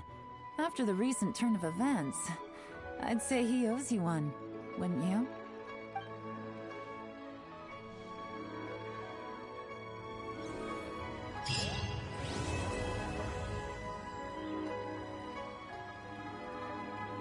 What would you like to know? Regrator is the 9th of the Fatui Harbingers, though likely the first among them where wealth is concerned. However, his wealth is not a mere question of how much more he has to his name. He has a very unique understanding of wealth, and what he's planning may very well shake the world to its core. Beyond that, I don't have a lot of information about him. If you need to know more in the future, you can ask Ningguang. What would you like to know? Something I've said to Juri, Qinwei, and Mingguo before is that while cunning and scheming are quite crucial, even more important than this is staying true to yourself. Jury and Ambassador Yusupov each saw each other as a means to an end. They thought that if they could just outsmart their opponent, they would emerge the final victor. And yet, in the eyes of Yelan and Regreta, they are but pawns in a much bigger game. Scheming is an endless endeavor. If you can't cope with it, you're better off staying out of it.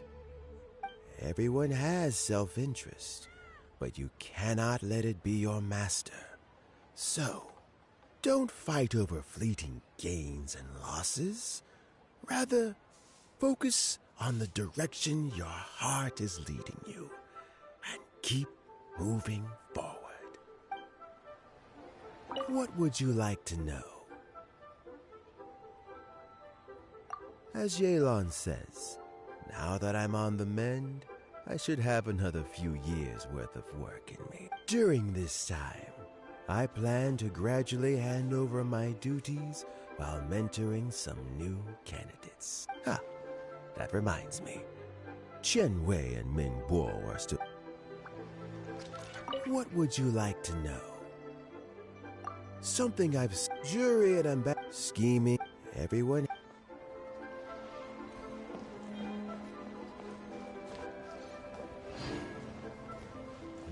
So Jerry is already in prison, I guess? You think? He poisoned Uncle Tien. I still can't believe he'd do that. Why the long face? Nothing. I think it's a great shame. I always thought he's very smart. If he became Tianshu, he'd be able to accomplish many things I could never hope to. Don't feel bad. I'll admit he was a strong contender, but give me 3 years and I'll overtake him. When I become Tianshu, I'll make you my deputy. Like the sound of that? Start by working on your temperamental issues. If you can't keep your cool, your work will suffer. Right now, you still have a long way to go before you'll be eligible to take the Tianshu position. I'll get there. One step at a time. And then, before you know it, there'll come a day when you won't be able to find a single flaw in me or my work. First things first, though. Let's go and talk to Uncle Tien.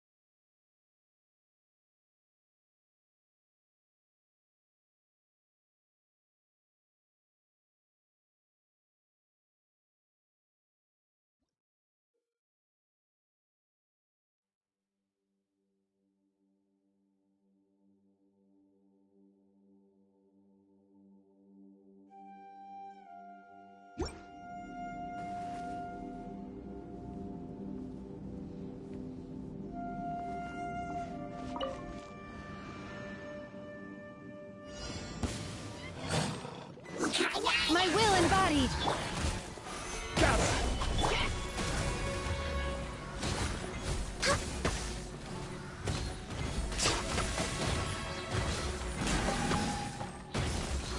Next on the agenda, Born of Ice and Frost. I'm going in! This is order. Solidify! No touching!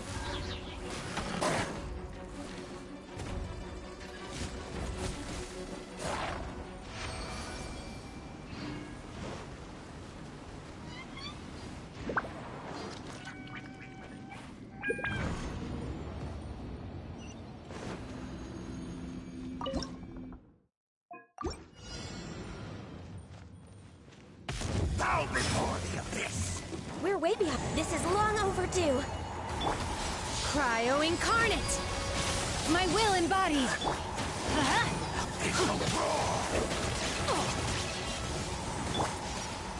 Solidify!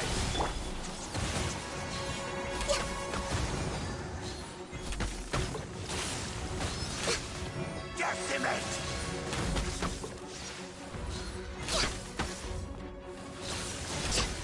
Next on the agenda, Everybody stand back! Let's light it up! Unleash! Solidify!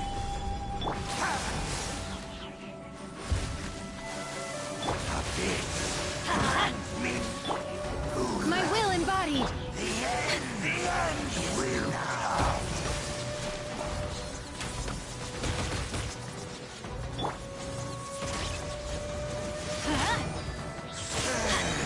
I'm going in! I will have order. blaze over. Access denied.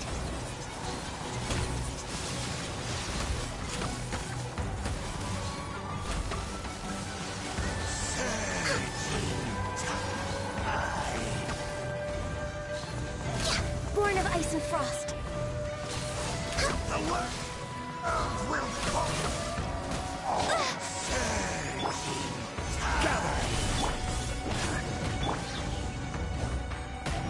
Transfiguration by ordinance divine. Rise and once again.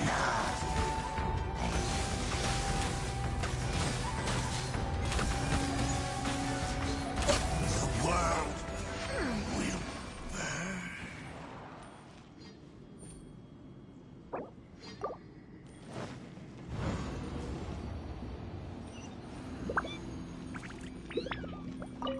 Bow before the abyss. Next on the... Obey! Stabilize! Huh? Everybody stand back! Abyssal roar!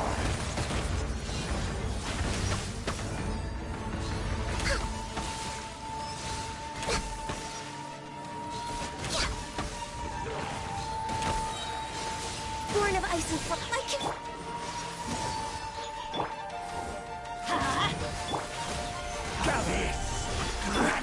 This is long overdue. The end No touching. is now. Order guide you. Do your master's bidding!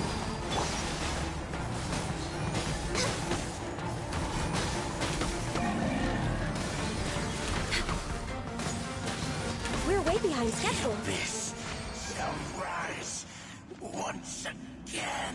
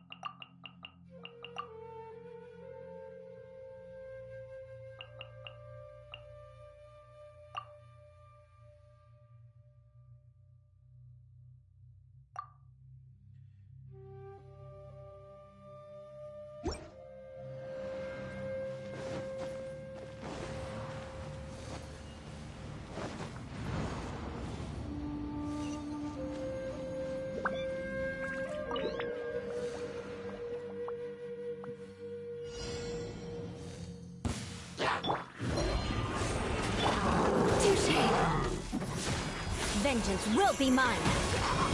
Beg for mercy.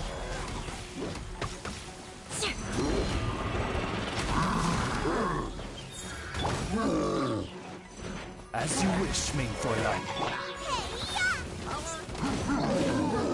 Crush!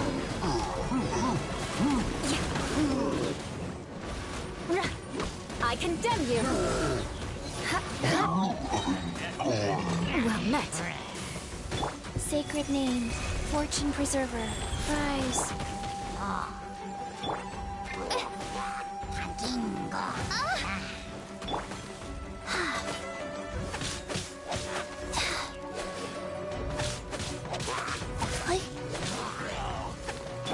of the frying pan, into the fire!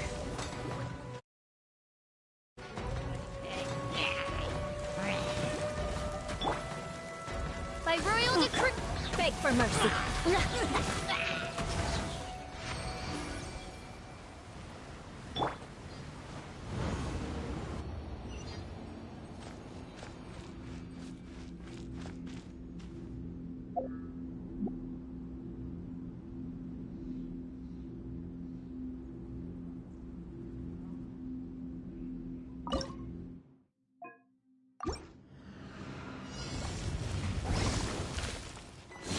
Nice and spicy! Wheel of life.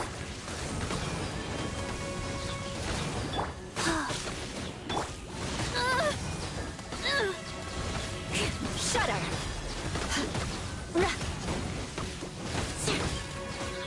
Crush! Flood of frost! Beg for mercy. Shudder! Gooba, get them! Eat this! Midnight Phantasmagoria! Faster. Crush!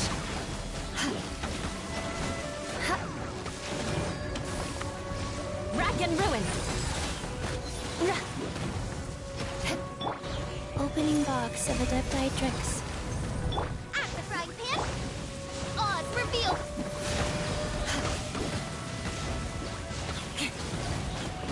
Beg for mercy. Good grief.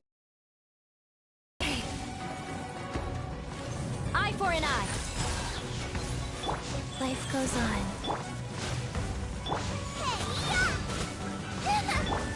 Vengeance will be mine. Crush.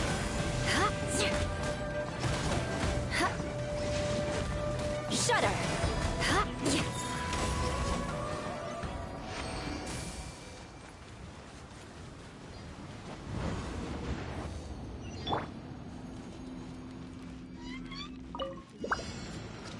Bow before the abyss. Wheel of life. More speed.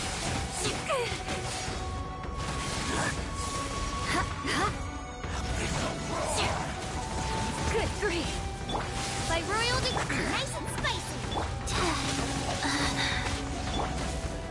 Beg for mercy.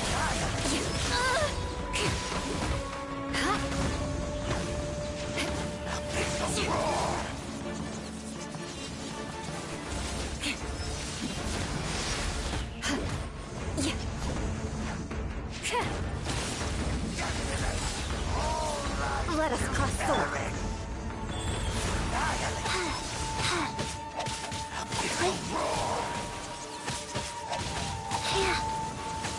Midnight Phantasmagoria. Gooba, get them!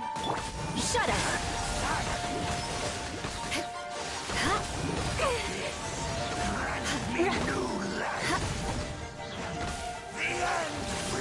Fast sacred name, fortune preserver. Fast. You're toast! Good grief.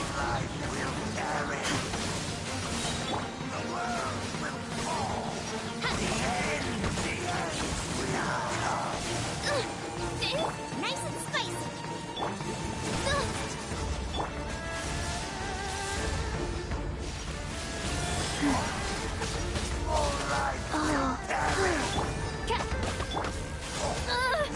The odds are against us. blood of frost! I condemn you! The end is nigh. Oz, reveal! At the right hand, it's... The end, the world nigh.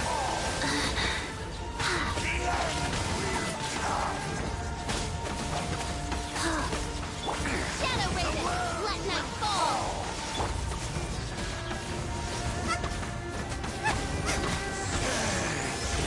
Death goes on. Oh. The abyss shall rise. The world will burn.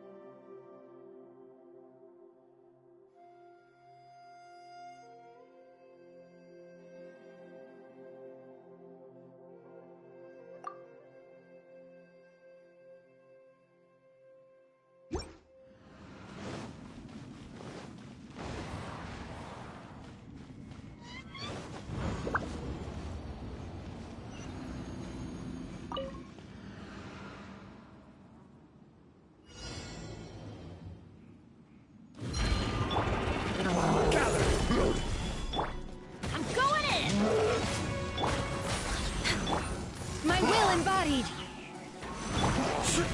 I will have order.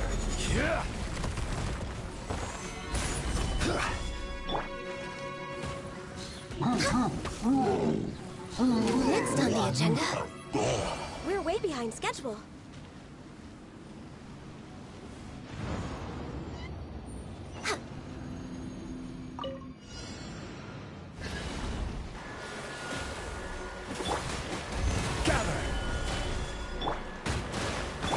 By ordinance divine, transfiguration.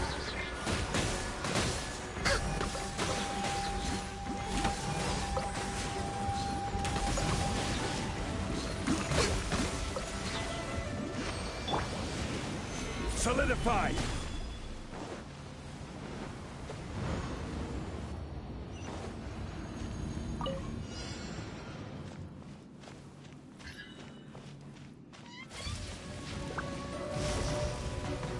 Stabilize!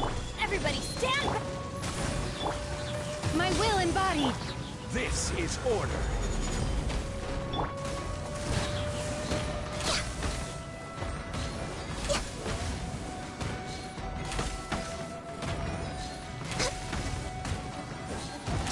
Born of ice and frost.